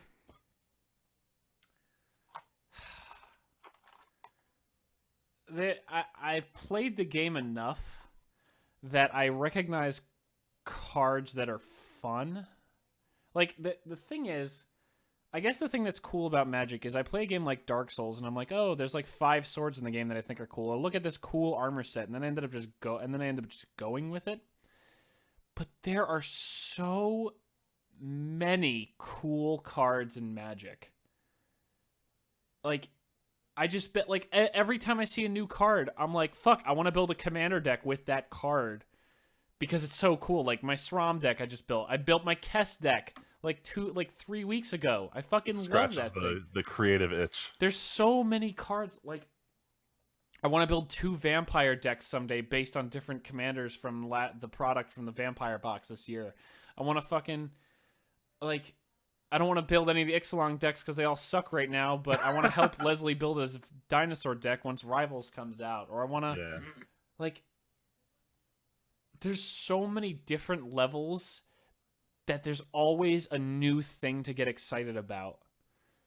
And the cool thing is that you can easily step back and make yourself unexcited enough that you can get space. Like, I built that Kess deck, and I really want to build those vampire decks, but I also recognize that I don't have the money to jump in. So I can just sit back and enjoy what I have, because I have such a breadth of stuff already that I can keep playing it. And I think that's why I'm not as attracted to playing a serious format. Like, Standard, I have my dumb budget deck, which is just Kaladesh cards, which is fine. And then Freeman plays Modern, or there's Legacy and Vintage, which are way more expensive, and you only really play them online. I don't know if anyone in Central Ohio plays those. But, like, I'm not in it to win a prize or anything. Like, I've lost every match I played at a pre-release for the 2 pre-releases we went to. But I don't really care, because Commander, at least for me, is like almost a different game where, like, every time you sit at a table, you see at least one new card, if not a whole new commander. And it's like, oh, wow, you built that? That's so fucking cool. Oh, and you see the way they built it, because not every deck is built exactly the same. Yeah, it's like, oh, you took the Dragon Precon and put Ramos as it, and you built like a 5-color combo deck? Oh, that's so sick. Oh, you built a black-white fucking make everyone sack everything, but you get it back deck with Athreos? Oh my god, you built the cat deck but made it less shitty? That's amazing. Oh my god, you built like a Legacy Prosh deck where you just combo off with Food Chain? I fucking hate you for it, but that's super cool that you did it. You know, the fact that you mentioned an Athreos deck makes me now want to build that. Like, there's so many cards in Magic that it really is just a game of Commander for me now. Like, I can appreciate so many other cards, and I watch Magic content creators, mostly Saffron Olive from MTG Goldfish. I watch him put out videos of, like, Standard and stuff all the time, and I'm like, that's really cool. But I also don't have the money to get into that, and I recognize that, but I can still totally enjoy seeing it, while at the same time I'm, like, focusing on my expensive Commander blinged out decks. Like, guys, it's almost November. Gotta buy that Mana Drain in a month or so. That almost $200 for one card. Oh, and he's gone. That's my heart. That's my Val sense where she's strangling me from the other room while she hears me say. But there's just so many. Like, the art is so beautiful and the options are so plentiful, and it really is such a struggle because you can build, like, I feel like the Kess deck is probably my most competitive deck that I've ever built for Commander. But there are games where it'll just fall apart, and that's just bad luck, or I get focused or something. And if that doesn't... There's, like, a balance, obviously. Like, if you get hated out every game, it sucks. And when you do, it sucks. But in the grand scheme of things,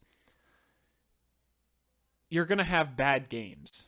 That's a great lesson of Magic, is you're going to have shitty games where you just draw poorly. That's the difference between Magic and Hearthstone, at least. Hearthstone has randomness introduced into cards because the mana isn't random. Yeah. It's just the draw. So what else can you do besides the draw? You can have cards that do random effects.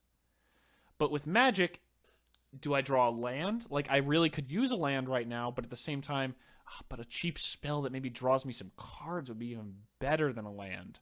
Yeah. Like, you have to, some decks that have more consistency, you have to design that in. You're giving up cards you could be playing for the sake of making the rest of the deck consistent. It feels like a game where you can really express how good you are and really push yourself to be better, because I mean, obviously there's examples like Freeman said where you know your opponent's deck inside and out just as much as they do because you follow the meta and you play Modern and stuff. But in Commander, it's basically impossible. You're never going to know everything. Like, oh, the Prosh guy probably has food chain somewhere in there. Whoop-de-fucking-do. Who cares?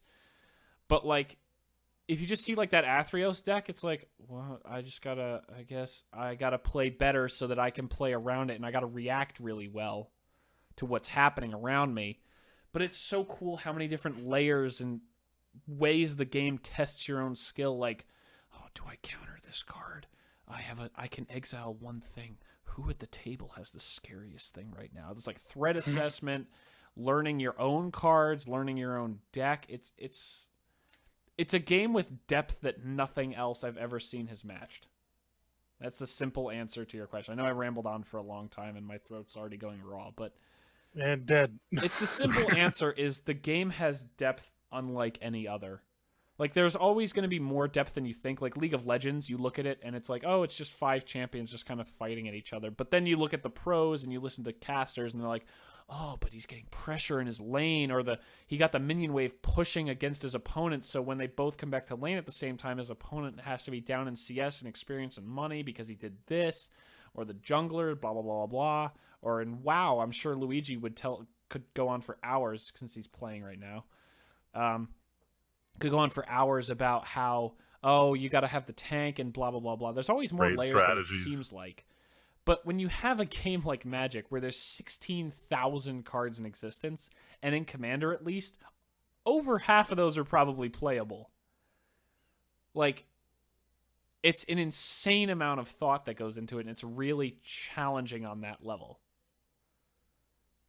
But at the same time, it feels so manageable because you have the cards you walked into the store with. There isn't some unseen force at work outside of your opponent's cards. Everything that you can do, you know about because it's in your hand and in your deck.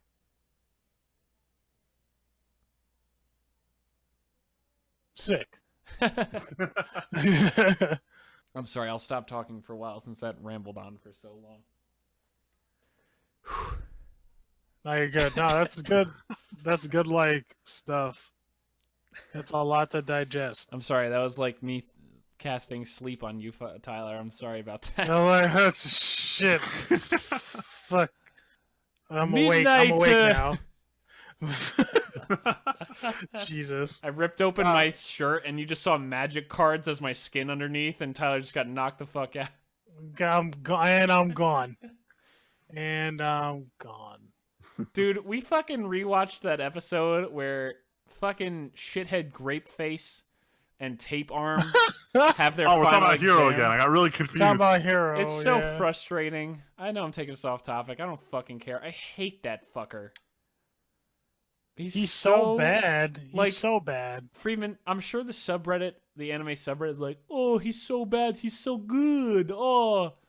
Yeah, people don't even talk about him. They only post pictures of him just like giving thumbs up and like make reaction faces out of him, and that's it. No one really has too strong of an opinion about him, and that's how I feel. I don't have too strong of an opinion about him. So strong. He's just so there. Garbage. He's there for the perv jokes. Every show's got one. Freeman. Look, this is the same problem that Death Note. Well, not a problem. This is like My Hero scratches so many of the itches that Death Note had because they actually seem to get it. And they actually think about things, and they're like, what questions is the audience going to have that we can answer and, like, show how smart we are? And then for them to turn and be like, let's put the pervy douchebag who could never have passed the entrance exam in a billion fucking years in this super awesome class of heroes. It's like, fuck you. Actually, though. I don't know, man. Tailman's pretty lame. Dude, he was alone in his zone. He was alone in his zone in season 1. He fucking championed it. At least his tail's strong. He doesn't... Freeman, he doesn't have a move called Grape Rush. That's what his fucking ultimate move is, and all he did was he got lucky and he put a ball on the end of the Whip of Midnight. And that was all he needed to win the fucking final. Calculated. He's a calculated fuck. No, fuck out that. No, it doesn't make any sense. Nothing about him makes any sense. Like, I would be totally fine if the show cut him and Mr. Don't Talk Except Talk to Animals at the last second. Oh, he's fine. He's barely in it. Yeah, for good reason. He's fucking lame. Go away. You look like a He is rock pretty monster. Not everyone. Everyone could be a hero, but not everyone could be a superhero. Look, not everyone can be Todoroki and the great Yo, yeah, no, tell totally. me why. Explain Why? this shit to me. Oh, okay. How come talking animal guy and tail guy, because I'm bad at names, they're in the hero class, but our dude bro, who's basically Steel? fucking the purple man. Oh, Did you guys watch Jessica Jones? No. I watched season 1. Yeah, I mean, there's only one season of Jessica Oh, Jones. I forgot. Yeah, yes, I did. The guy who who is that guy? He almost pretty much Oh, got, the guy who almost beat Deku. yeah, Great mind control literally guy. almost made him walk off the fucking stage. Well, that's, How is he not in the hero class? Yo, that's I was different gonna say, because that doesn't work on robots. That's So bullshit. he You know probably what got a else fucking doesn't 0. work? Fucking grapes. All right. Dude, you're Grapes not... don't But they work on do work robots. on robots. That's how he did fine. You throw a grape at one, it gets stuck in its arm, it's incapacitated. Freeman, what does he get stuck to? Itself. If What do you you put mean? if you put a duct tape ball in my armpit, I guarantee Yeah, I'm in gonna, your armpit, not I'm on your gonna- arm. all right, hypothetical. You put some super glue on my arm and I bring my arm in, now it's stuck to my body. Congrats, I can't move my arm anymore. All right, Depending Freeman, on the Alright, strength of the the let me, one let me arm. change what Tyler said. How does Bugman and fucking Grape Boy get into Class A, but Steel Guy, who is literally just a carbon copy, as the show loves to tell us, of Hardening Guy, he is equally badass to Hardening Guy, but he didn't make it. The Actually, same way Creati got into the school, which was fucking written exam She got in on a recommendation, dude. and Yeah. a written exam. She's top of the class. Yeah, but no, she only got into the class because of recommendation. Same as Todoroki. He didn't do the entrance exam. Whatever. He didn't do a written exam. Whatever. Not every character can be that Whatever. great.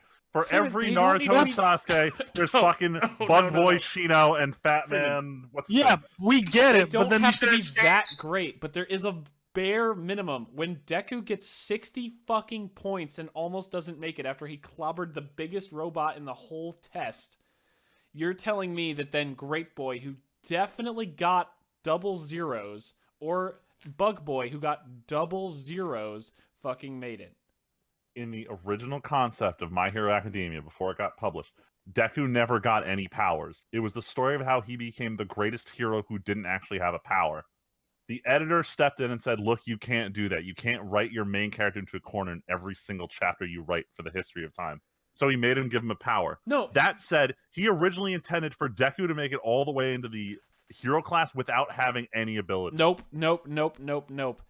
That editor was so on the money. It's insane. That editor No, saved I'm not my saying hero. he's wrong. I'm telling you, this is how the director wrote it. You didn't need that amazing of a power to get into that class. But then how do people with clearly better powers not make it in? I don't know Like, what you are want you telling from me? here. Okay. I don't know what you I want. didn't write this. I'm Freeman, just no, explaining but, to you like- why you need a spectrum of character abilities. Yeah, but that's what you have the other classes for. No, but if you only put shitty characters in the other class, what's the point of the other class existing? That's the good point. That's why they shouldn't exist.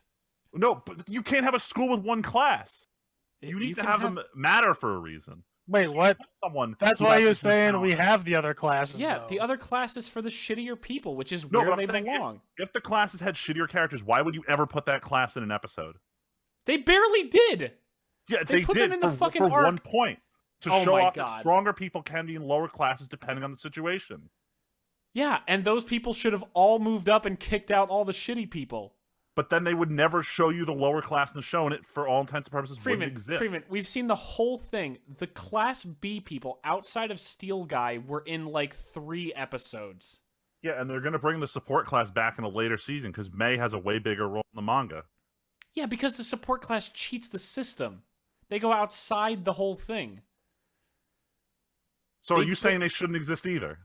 No, I'm saying they are That's essential. not what he's saying. I'm saying there's a reason for all these things being here, and that's the No, way they the support are. thing is totally makes sense. They build cool gadgets and they cheat the system. They don't need quirks. They show that normal people and people with less good quirks can totally be heroes, and they are like what Deku would have been if he'd never gotten powers. That's what makes the support ghoul curl, as much as she just literally sells it and fucking ruins Ida's first match. That's what makes them so fucking cool. They are super essential. But lower shitty heroes don't need to be on screen because we already know that the universe is full of people who have quirks. Like, even in the season finale, whatever the villain hand face bullshit, whatever his name, I always forget it. He's fucking like, yo, Deku, all these people walking around, they have quirks, but they don't use them because they're usually fucking lame. But either way, they're not using their quirks all the time. They're like normal people. So why the fuck do we even care about Grapehead? Because he could just be a normal dude. His only drive to... Even the nurse is like... His only drive is because he wants to touch boobs all day and fucking... He wants to get women. laid. Like, I get that it's Japan, but that's not a good reason to be a fucking hero. Like, the reason you root for Deku is because he's got a good motive. Or even Todoroki, who's like, yo, I want to prove that my dad's a piece of shit, but also not totally a piece of shit, and that I'm definitely not a piece of shit. Or you go to the other extreme and you're like Bakuga, who's like, I want to blow up the universe, but be a hero. King Murder Explosion! Freeman, I'm not attacking you. I'm just trying to explain. Like, I'm not sure what you want to fix about this. Like, get them out! Not every character can get them out! You have to have characters like Earphone Jack who can't actually do anything. She's great! Just a cool character. She's so much better than Grape. It's 1,000 times different. What Tim is saying, right? Like, keep these people in the show like he wants them in the show, right? But, like, reappropriating them in a way to a place where it makes sense at least. Like, it literally is the only thing that sets off the alarm in my head of, like, this is... Even your consistent universe logic doesn't make sense here. Like, they push these tests so hard as, look at how tough this is. And then you throw in shitty Grapehead or Rockface loser, and you're like, this takes all the wind out of your fucking tests because who cares? If these dipshits can make it in, then there's established how nothing. hard these tests are, and you know that these guys got in.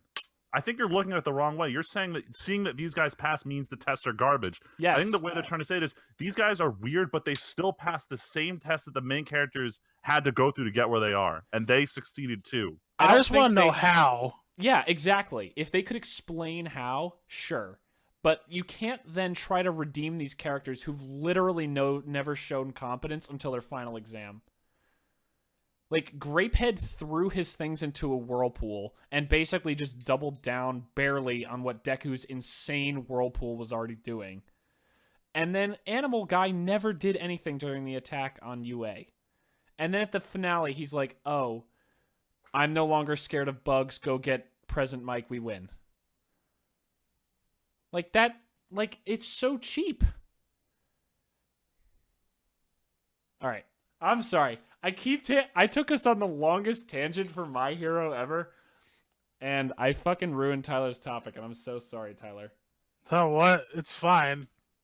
I was just like, this is the kind of thing that gets me so... This is getting everybody riled up, and I like it. It's not even like I'm mad. It's just frustrating. No, you're not mad. Freeman's mad. Yo, I'm steaming here. Like, I've seen so much anime with so many worse characters that Freeman. I, like, don't understand why you have anything to say about these characters. Like, Freeman, it doesn't even register on my radar as being characters. an issue. Freeman, trust me, I understand that. This is why Leslie says she doesn't like watching shows with me. Like, if I can get into the universe, I can totally put myself in the headspace of understanding the show, but then it ruins my immersion when you take me out of it by showing me characters who could never have...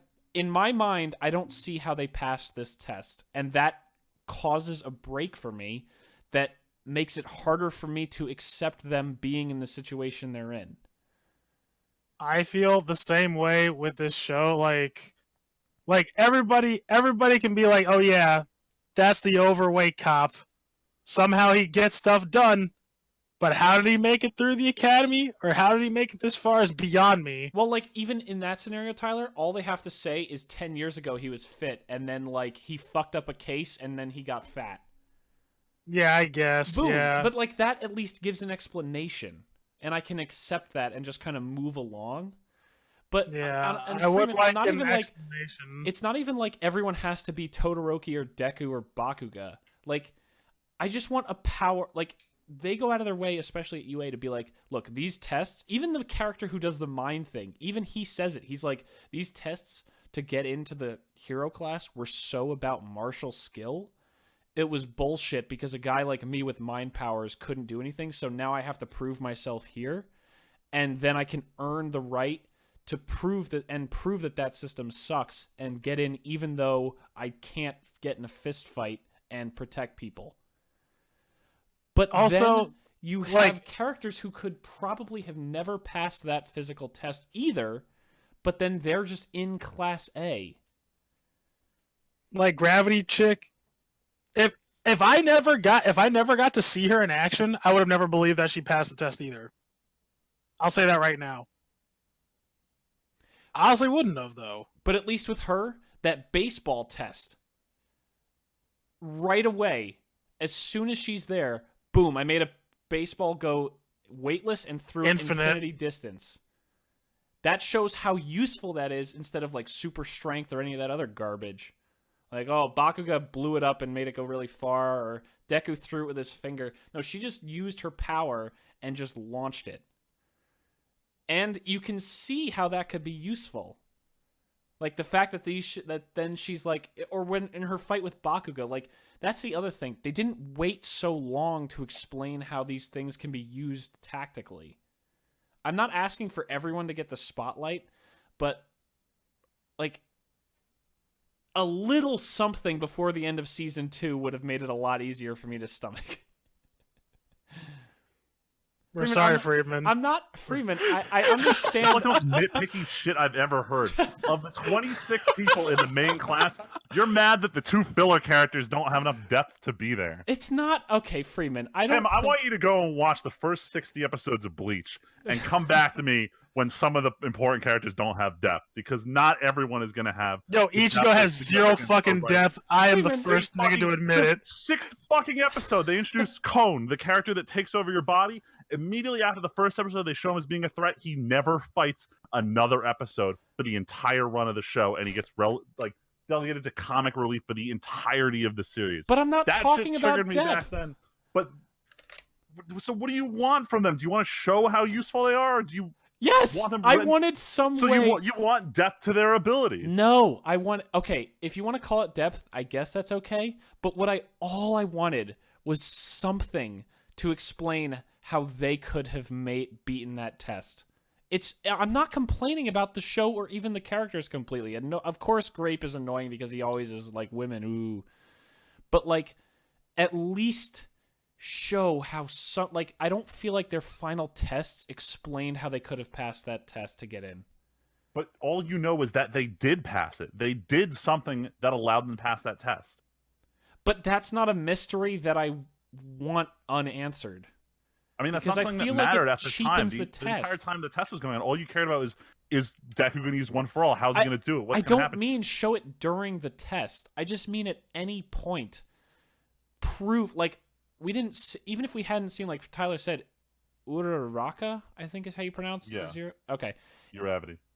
Even if we hadn't seen her use her power during the test, seeing her use it even just during the simple physical exams that Aizawa or Eraserhead was giving, at least she proved herself. Even just one simple thing of launching the ball, like, proves that they were at least thinking about the power. Like, even if something is simple during the physical trial, like Grape Kid had thrown a grape under all the other runners' foots. Well, or like, they did show his ability, but once again, it was comic relief. They showed it that bouncing off of his orbs let him do the side steps faster than anyone else. Oh my god! But again, he's comic relief. but in a universe where they want to make it so serious about how I guess, But this isn't a serious anime. but they're It's but not- then they're like they they're the could've- top of the class forever. they could have everyone's like, UA1 is the hypest shit ever. in my opinion, I feel like they could have easily done comic relief. Like, for example, I think the way they write Electric Dude, he's funny. He's I love like him. he's so great, dumb, dude. it's Like awesome.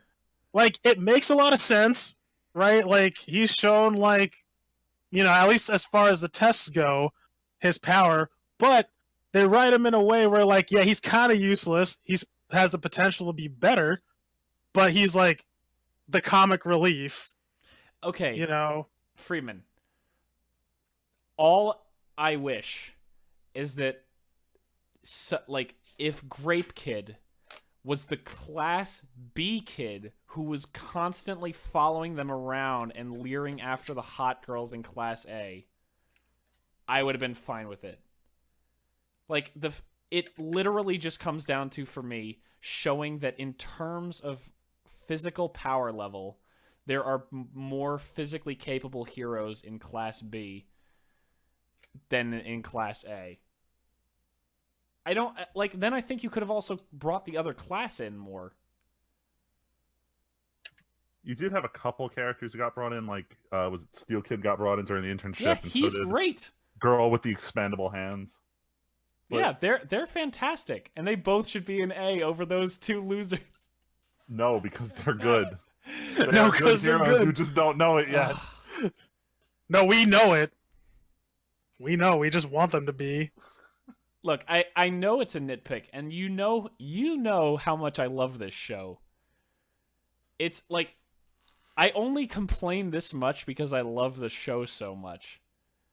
Because I've been rewatching episodes like every day. I'll just turn on one episode just to be like, oh, you know, I want to, like, we were driving home from New Jersey on Sunday, and I was like, Val, turn on the Nomu fight. I just want to hear All Might's voice when he's beating the shit out of Nomu. I don't even know exactly what he's saying because I'm not reading the subtitles anymore. I just want to hear him talk about plus ultra and fucking wailing on Nomu like a sick badass. I wasn't even watching it. I just wanted to hear how sick it was. Because Tim's weird. Because I No, I fucking do love that it. too. Because Tim's a weeb. Well, I'm a weeb for my hero, sure. No, I do the same thing. I listen to like all the Titan transformation speeches from season 2 of Attack on Titan while I'm at work to motivate myself. Dude, the amount of times Val and I, especially me though, have re-listened to the intro for the 3rd season since before and after we were home. It's like every fucking day. All right. Even Leslie's been fucking humming that shit. Yeah, dude. it was all I'm day getting on tired. Saturday. It was all day on Saturday. It was great. It's almost like Hamilton, except dude, it's now one everybody's song. in on it. It's one song. It'll burn out so much faster. Hamilton had like 50 fucking songs. That shit went on forever, dude. Yeah, because there were so many songs. It was like, oh, I'm kind of getting tired of this song, but this one has a different tone and pace altogether, so it's totally different. That's when you switch it up. You play the second opening instead. You realize how much worse it is, and you get back to the third one. Suddenly, you're into it. And then you rewatch the first one, you're like, oh, this one's still pretty good. But the second one is noticeably the worst. Yo, but even the outro song for the 3rd season is pretty solid. Didn't you say last week that was like supposed to be the one that some people were like, this should be the opening or something? My friend Dave specifically thought it should be the opening, but it's just because He's also wrong. It's but, the same you know. singer as the Shit. sort of online opening, and that's why he thought it, because he really loved Oh. that. Okay. Wow, we went on such a fucking tangent. We like missed half the time for the topic. Yeah, there was. Yeah, fuck the topic this week. I think I'll put Topic's the unique dead. gaming experience / shitty My Hero characters that Tim hates. No, We didn't well, answer the question of how important is story before we got on this tangent. Dude, story's mega important, except when it isn't. So, in short, for me, it really depends on the story. Because, like, even Donkey kind of, like, touched on this slightly with, like, Uncharted, like, a couple weeks ago. But, like, things get sacrificed for story or whatever. But, man, if things get sacrificed for story and I'm really digging the story, I'm alright with that. But I think, in the end, I prioritize more of the gameplay experience than I do with the story. Oh, absolutely. I mean, that's why I like. At the end of the day. I mean, I love Dark Souls, and I watch like Vati's Dark Souls lore videos that he puts out all the time, and they're really cool to learn about. Mm. But when I was playing Dark Souls, like you have maybe half a dozen, like a dozen conversations that you have to have, and you actually I don't know if you even technically have to like for triggers and stuff for speedrunners, you have to have conversations technically, but you just walk away. But it's like even if you're just playing the game, you naturally only have maybe a dozen or 24 characters and conversations that you have. Yeah. And it's like, that's fine. But then there's games that the story really matters, and then when the game makes the story matter, the story has to be good. That was probably the biggest problem I had with Pokemon Sun and Moon. I went from really excited about how much significance they placed in the story going into the game, and then about 3/4 of the way through, I realized like none of this story fucking matters. You can see the ending from a mile away. Yeah, This is poorly executed. agreed. And that was a great example of story going from great to bad real fast.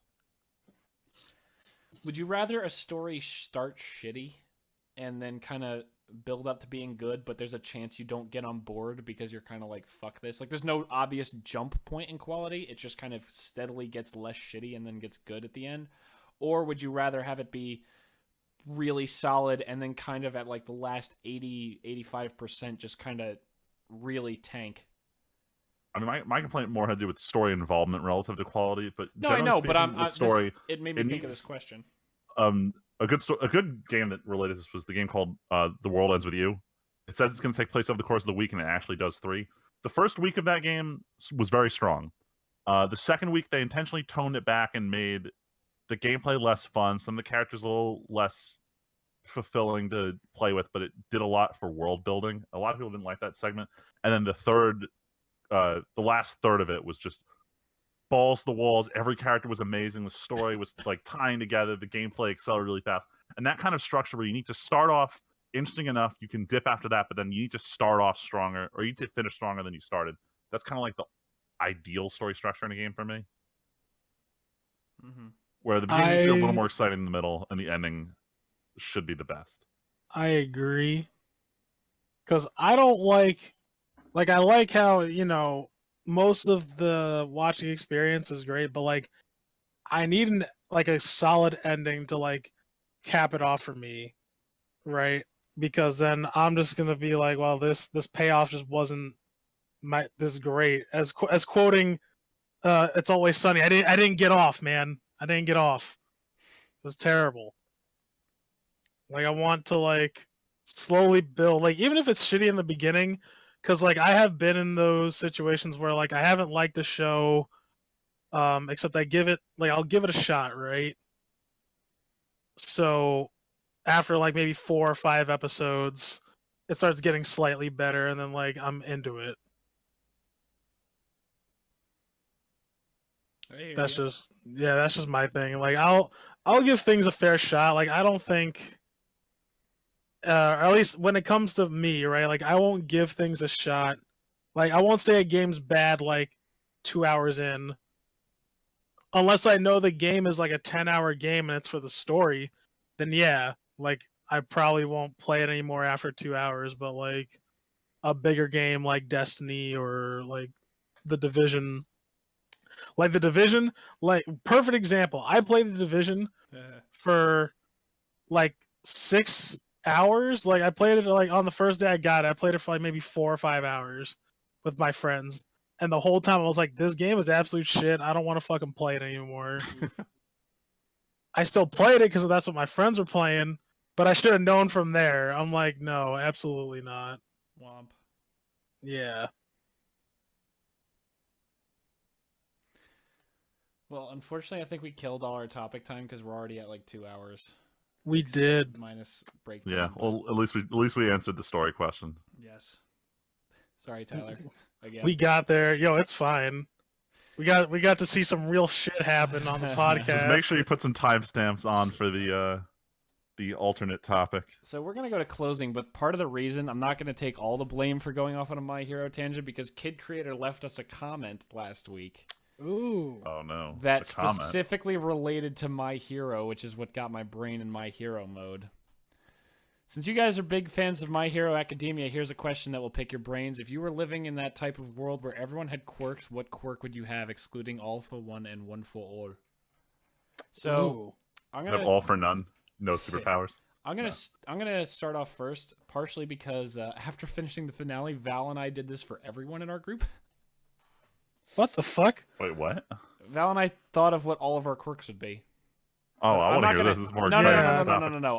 I honestly don't remember a bunch of them, and I don't want to Nah. cheat because I had to think of mine and all of yours. So fuck you. Nah, guys. You guys have to do the I work. bet Teased us with it that was one. some super offensive shit, like It super I could wasn't. eat- like a lot of watermelon and like a Wow. lot of wine at the same time, Holy or like shit!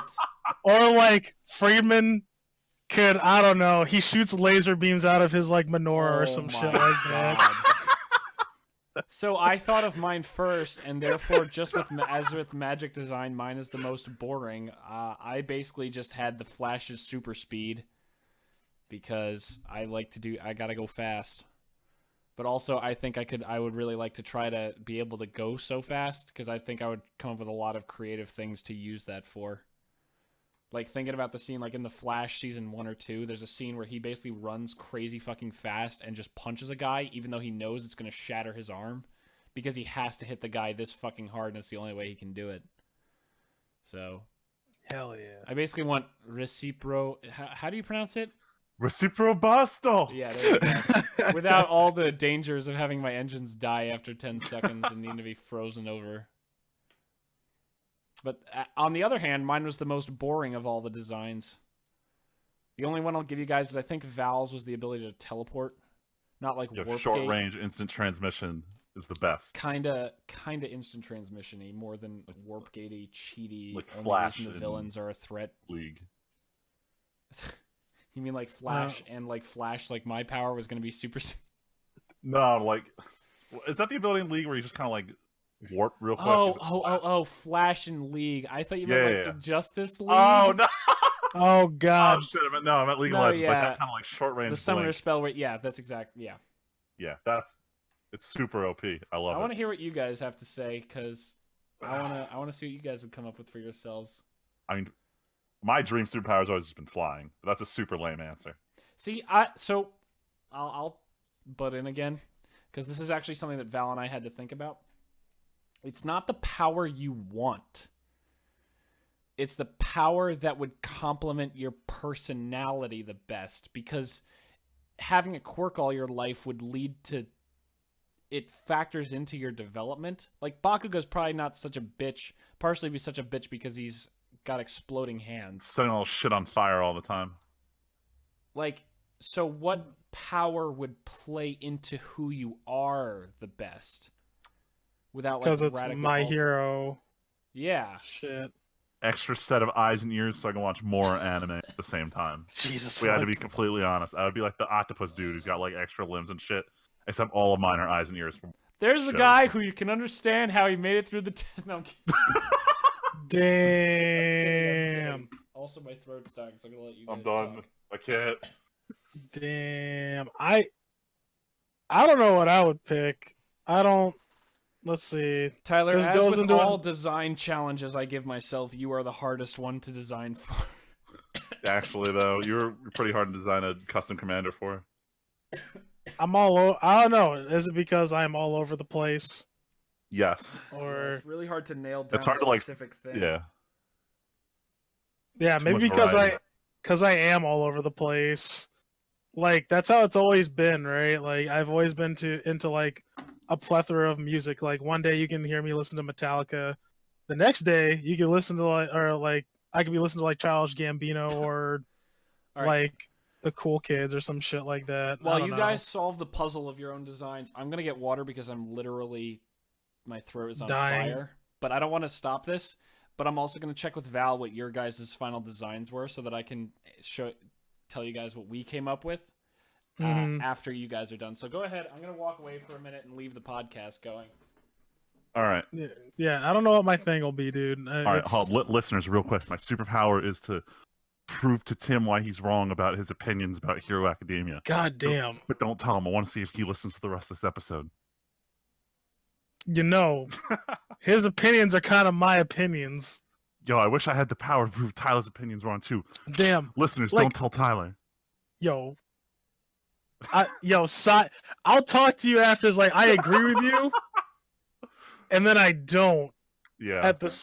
Literally at the same time. I get what you're saying. We'll extend, but let's pretend to have this conversation so Tim comes back and it sounds like we're talking about superpowers. Right.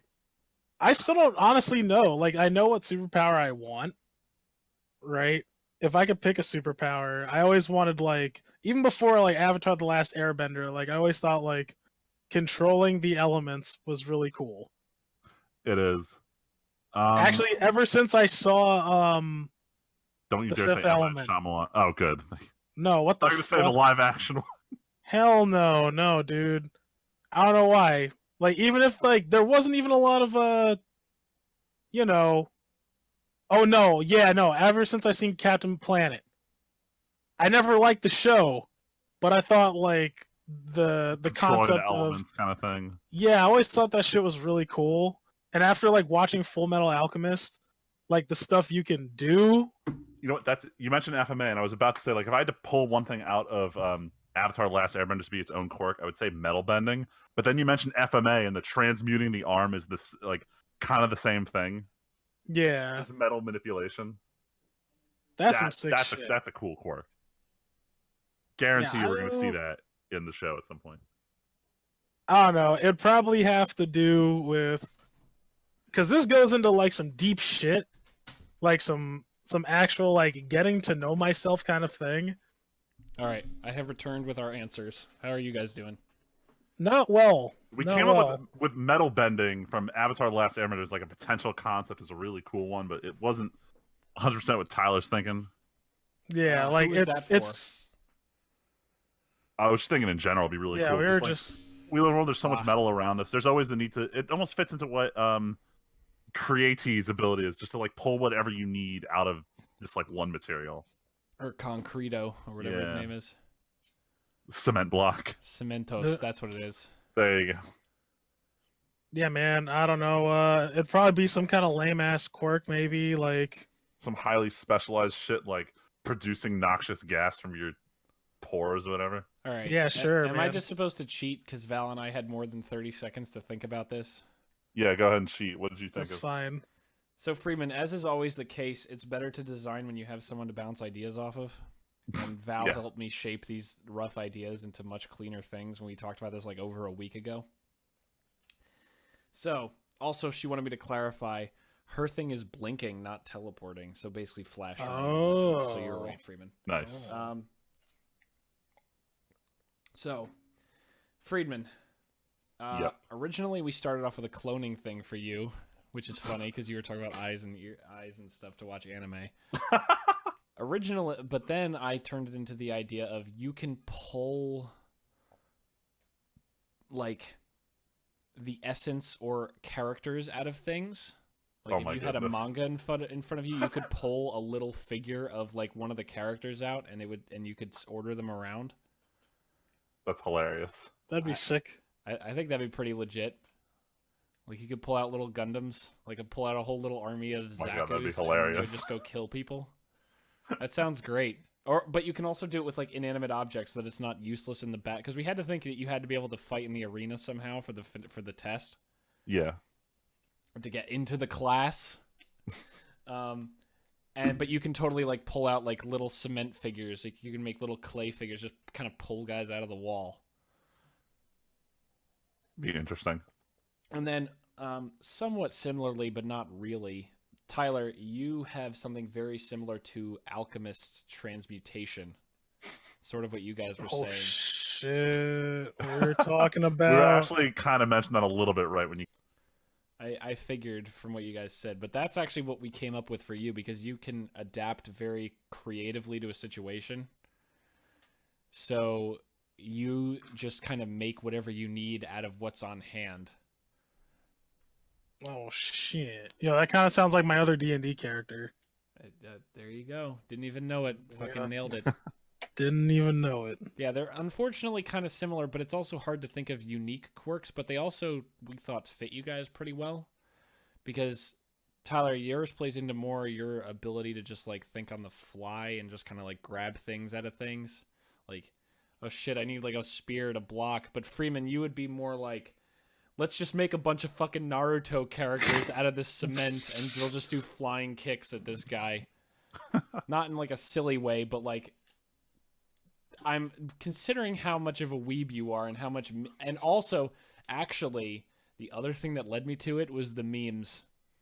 I was like, Friedman needs to be able to pull things out of this bank Make of memes whenever he needs. and fucking weeb shit from his brain and just make it in the world around him without building models and shit, because I know that's too much work. So, like, why not just let him pull the pages out or, like, pull the memes off his phone and just make the characters come alive and do what he wants? Then you gotta throw some, like, arbitrary downsides on it, like...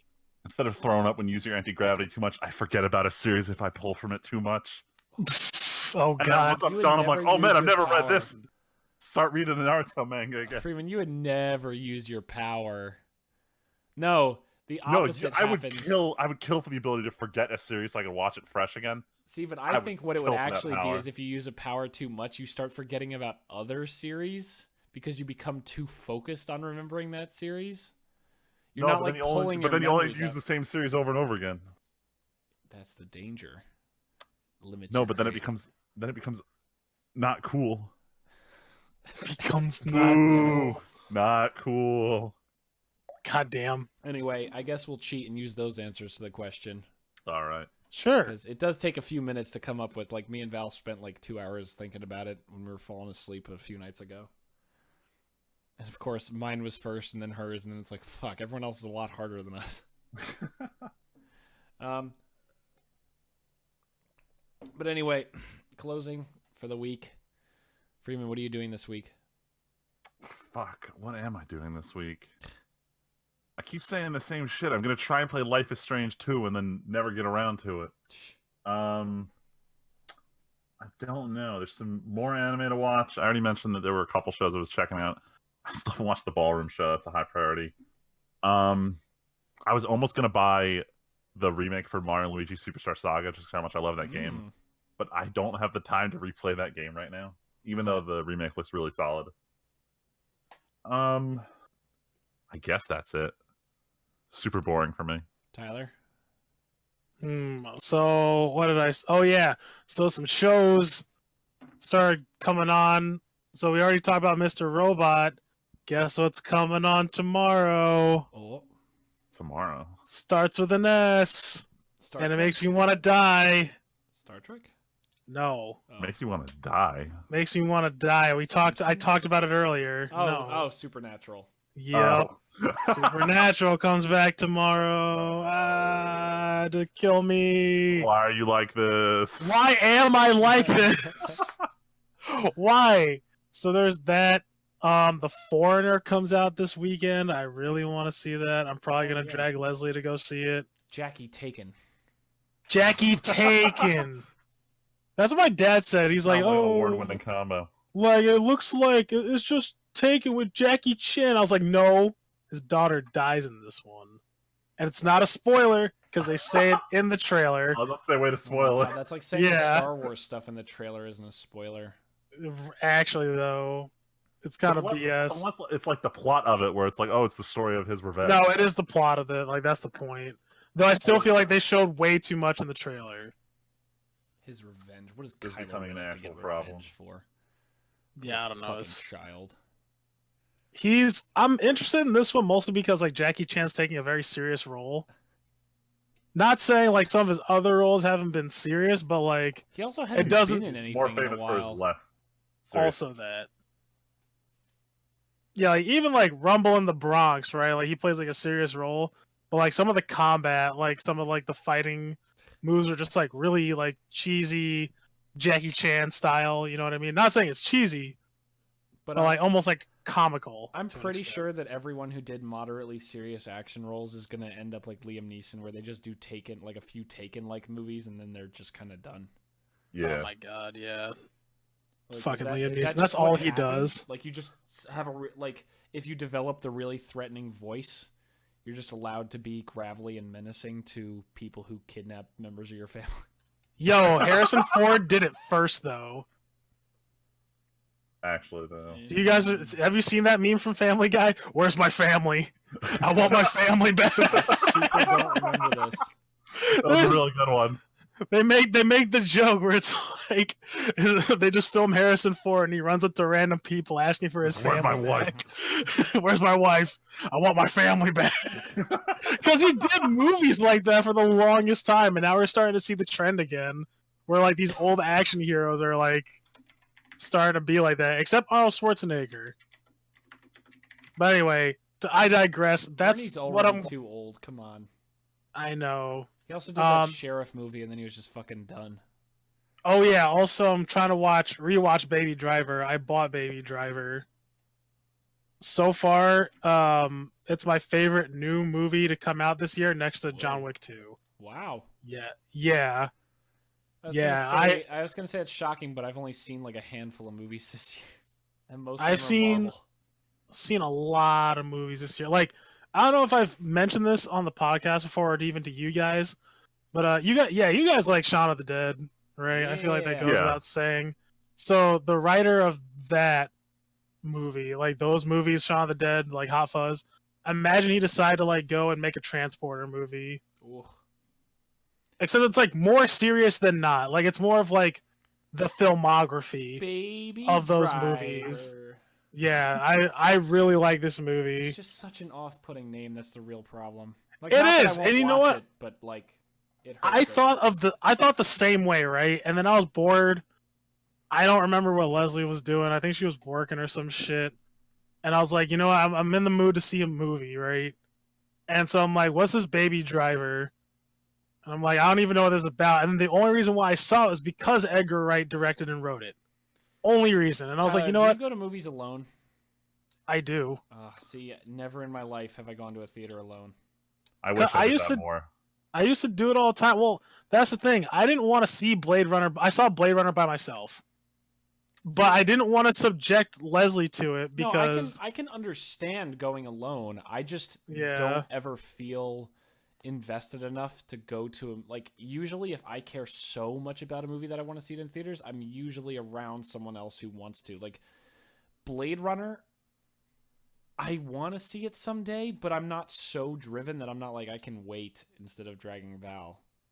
Yeah, that's what I'm saying. Like people like even my other group of friends, like not just you guys. So like the only people I see movies with, I guess now is like it's usually 99% of the time it's Leslie. But like even my other group of friends, like they don't want to spend money. Yeah. So I'm just like, well, fuck it. I want to see this movie, and I don't want to I don't want to drag Leslie to fucking Blade. Like I knew she would fall asleep during that movie. Oh, yeah, she would. Like I like that movie, but I know her taste enough to know that like But it's she not her wouldn't movie. like. Yeah, like there's so many slow parts, Oh yeah. but like a lot of those parts, I was like, oh, this is so fucking cool. Fucking androids, fucking neon all over the goddamn place. I love this. You know what's so funny to me? She's like, I don't like Death Note, and she probably wouldn't want to watch Blade Runner, but then she's like, No Country for Old Men is so good, but that whole movie is just tense. It's slow. It's so It's slow, so but it's like, how do you like slow. this so much and think these two other things that seem very similar are not good? I don't know where her like for No Country for Old Men comes from, honestly. Yeah. Sorry, Because those at when home. she told me, Go ahead. well, yeah. Oh no, go. I was just gonna. The reason I brought that up was because my girlfriend and I watched that for the first time last night. Because I was like, let's watch a movie instead of starting a show, and that was on my Netflix list. Yeah, and It's a really an good audience. Also, go watch Sicario, Oh yes. Hell or High Water, and Wind River. All those movies are great. Haven't seen those two, but Yeah, Sicario is same. so tense. Oh my god. Sicario is fucking cool, except I Yes. don't like Emily Blunt. In I general, don't or just like in her. that movie. No, like in anything she does, Oh. man. I don't like her face. I don't like her acting. Did you I watch don't Edge like of Tomorrow? anything. No, and I didn't want to because she I was thought she in was- it. I thought she was okay in it. Tyler. It's a good I movie. hear it's solid, but you know what? I also don't like Thai movies. Yo, when I got invited to watch the movie, I went in completely blind. I didn't know it was a time movie, so I was beyond confused when Tom Cruise dies in the first 10 minutes. Listen, And you one of find the out the time only, of the movie. I think the only real movie, there's only real two time things that I like. It's Groundhog Day and the mystery spot from Supernatural. Tyler, you forgot another That's one. it. You forgot another one. I know I'm already forgetting one somewhere. What is it? What am I Gotta forgetting? get back Tim? in time. Fucking Back to the Future. Thank you. Hell yeah. Yeah. Tyler, come on. Because that's just a classic, though. Like It's still a time thing. it goes without saying. I don't know. It's like a different kind of Goes without time saying. movie. It's not like Tyler, you mentioned the time room from Supernatural.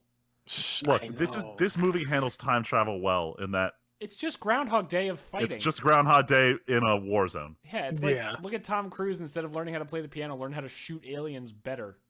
You learn how to turn off the safety on your gun in the third time loop or some shit like that. Yeah, like it's Yeah, I fucking don't know. nuts. I'll give it a shot. But man, I Genuinely, don't like Tyler, Emily Blunt. I like, get the that you reason- don't like her, but like the movie really is action Groundhog Day. She for Action what Groundhog Day. she does, she was fine for the role she was in this movie. She's not the main character. It's very Tom Cruise. Oh yeah, I can see it's Tom. She's Cruise. still an important character, but she But I'm saying, like, I don't don't worry about her being on screen for like 75% of the movie. A lot of the time, it's like, oh, I'm Tom Cruise. Look at how badass I'm becoming. Get away from me, gay thoughts. Him running. All right, we gotta More wrap Family this Guy shit up. humor. Yo, say wait. What are you doing, Tim? You still haven't said what you're doing. I'm still sick, as you guys can hear. Ripperoni. I missed work yesterday due to illness. That's like the first time in years that that's happened. Certainly not since college, because in college I would skip for whatever. Whoops. Because college. I mean, what am I Man, who talking gives about? a shit? No, but It's college. Screw it. yeah, I'm getting over a cold. Probably caught it at Comic-Con. Comic-Con was pretty fun. My girlfriend destroyed her feet in cheap boots. Oh yeah, we How'd she never do talked it? about our doing collective pretty good, actually. experience at Yeah. Comic-Con, did we? It was all right. It was pretty good. We went on a day that I wish you could have gone on to see the author that you introduced us to. Same. I'm sad We you did guys get to didn't see- do more cool panels. Did we tell you though, or Leslie might have told you? We saw the writer, artist, and producer of Wicked and Divine. Who? was it the comic you were showing us that one time? Yeah, I super don't remember it. I love well, you I all didn't over it. meet them. It's more like Leslie did, and she got a comic sign, and she got one sign Oh, for that's me. the comic she got. Okay. Yeah. Oh, there was Mark Hamill signing on Thursday apparently that I missed, which would have been neat, but not the end of the world. I wasn't paying attention. If you wanted me to get you something, No, I no, could have it's, done it. Tyler, it's fine. He was not hinting at it. He's just saying. I genuinely, because Val made the comment, I wish we could have gone on Thursday and they should have gone on Saturday, because then you guys could have gone to all the Patrick Rothfuss stuff. Yeah, I would have gotten Name of the Wind just to get it signed. I have my other one. I have Wise Man's Fear Right, signed. you mentioned. Yeah, I don't have Name of the Wind signed. Yeah. I would have liked to see that panel, but that's cool. Like, I had fun Thursday. I for the record, and I think I said this before, but man, the lack of Harley Quinn and Joker cosplays this year was just fantastic. Yeah, I mean, Was there any like overdone cosplay this year? what do you mean overdone? Not really. Like, There's too way much too or many people had been doing it. This was the No. year for Overwatch, man, and they did not show up. Yeah, No, there you was gotta think some good. divas. You know what I saw a lot of? Georgie's from fucking It. Oh, I really? didn't even see Georgie, that. like the little kid. I did. Me and Leslie saw like close to 5. I think we saw a pretty good variety this year. Yeah, outside that, it was a good variety this year. I like this year. Last year was with the cosplay was absolute trash. Hey guys, look, it's slutty Harley Quinn. Oh my god. Yeah, I was so done. I mean, they were definitely still there, but not like They're always gonna be every there. aisle has a girl in the super tight blue and red Harley Quinn pants with leggings thing going on. Yeah. I did have a unique experience where a drunk girl Oh yeah, smacked into you and then was like, "Fuck off." Yeah, It's like, she's "Why'd like, you do oh, this to don't, me?" why'd you bump into me? I'm like, you bumped into me. No, I'm like, well then I'm sorry. You're nice. I'm like, bitch, it's 1 o'clock in the afternoon. How are you this turnt? I'm telling you, they were selling alcohol at 11 a.m. I believe it, but holy shit, dude. Other than that, though, I'm hoping to go to Commander and take Kess for another spin this week because you guys are coming out next weekend. Woo! Val informed me that the Ohio Ren Fair is closing. It has only 3 weekends left, so we had to go this coming weekend or the weekend after you guys are here. And I just said, fuck it, we're going to go on Sunday. So Saturday night after I get back from the shop, we're going to drive like 45 minutes, get a hotel, and then Sunday morning go to the Ohio Ren Fair. And come back Sunday night, and I'll go to work on Monday. So Nice. that'll be our fun Sunday thing. Oh, Val has her armor for this one, right? Yeah. Nice. So if we can spend all morning in the hotel getting it on her so that we don't have to drive forever to with her stuck in it. Other than that, Shadow Warrior 2 is a really fun game still. I played like almost everything off camera that I can. So I'm just blitzing through the main quests for that now. Dragon Age, hopefully I'm making progress. I wouldn't mind ending that LP because I have a bunch of other ones I'd like to start, including Witcher, Force Unleashed, yada yada yada. Other than that, though, yeah, I'm just trying to get better, and I guess we're going to start Code Geass because Val tentatively signed off on it during the break. Ooh, yeah! So Get hype! Freeman potentially will have finished Code Geass by the time you guys get here next week. Oh my god, it's 52 episodes long. Good luck. Get fucked. We're going to do it. Yeah, I can't wait to derail next week's conversation with the discussion of Code Geass. what happened in the mid-season finale. Oh my fucking god. Jeez. But anyway, this has been the TNT Podcast, Frog Edition. Kiru. God. Wait, we had this conversation, but is it Sue or Tsu? Susu T-S-U. with the T. Yeah, the Because T is Val not and Leslie are silent. both sure that it's silent. No, what No, the it's hell? They're not. smoking crack. Yo, that whole discussion I mentioned earlier about the deaf woman saying Suki versus Tsuki, those are two completely different words in I'm Japanese. sure. So I'm saying the pronunciation matters in her name. But I tried to listen when I rewatched some episodes and I couldn't even hear. They were so fast. All right. Don't Anyway. make me rewatch this. Anyway. Thank you all very much for listening. We will return next week with more of the TNT Podcast. See you guys next time. Yeah.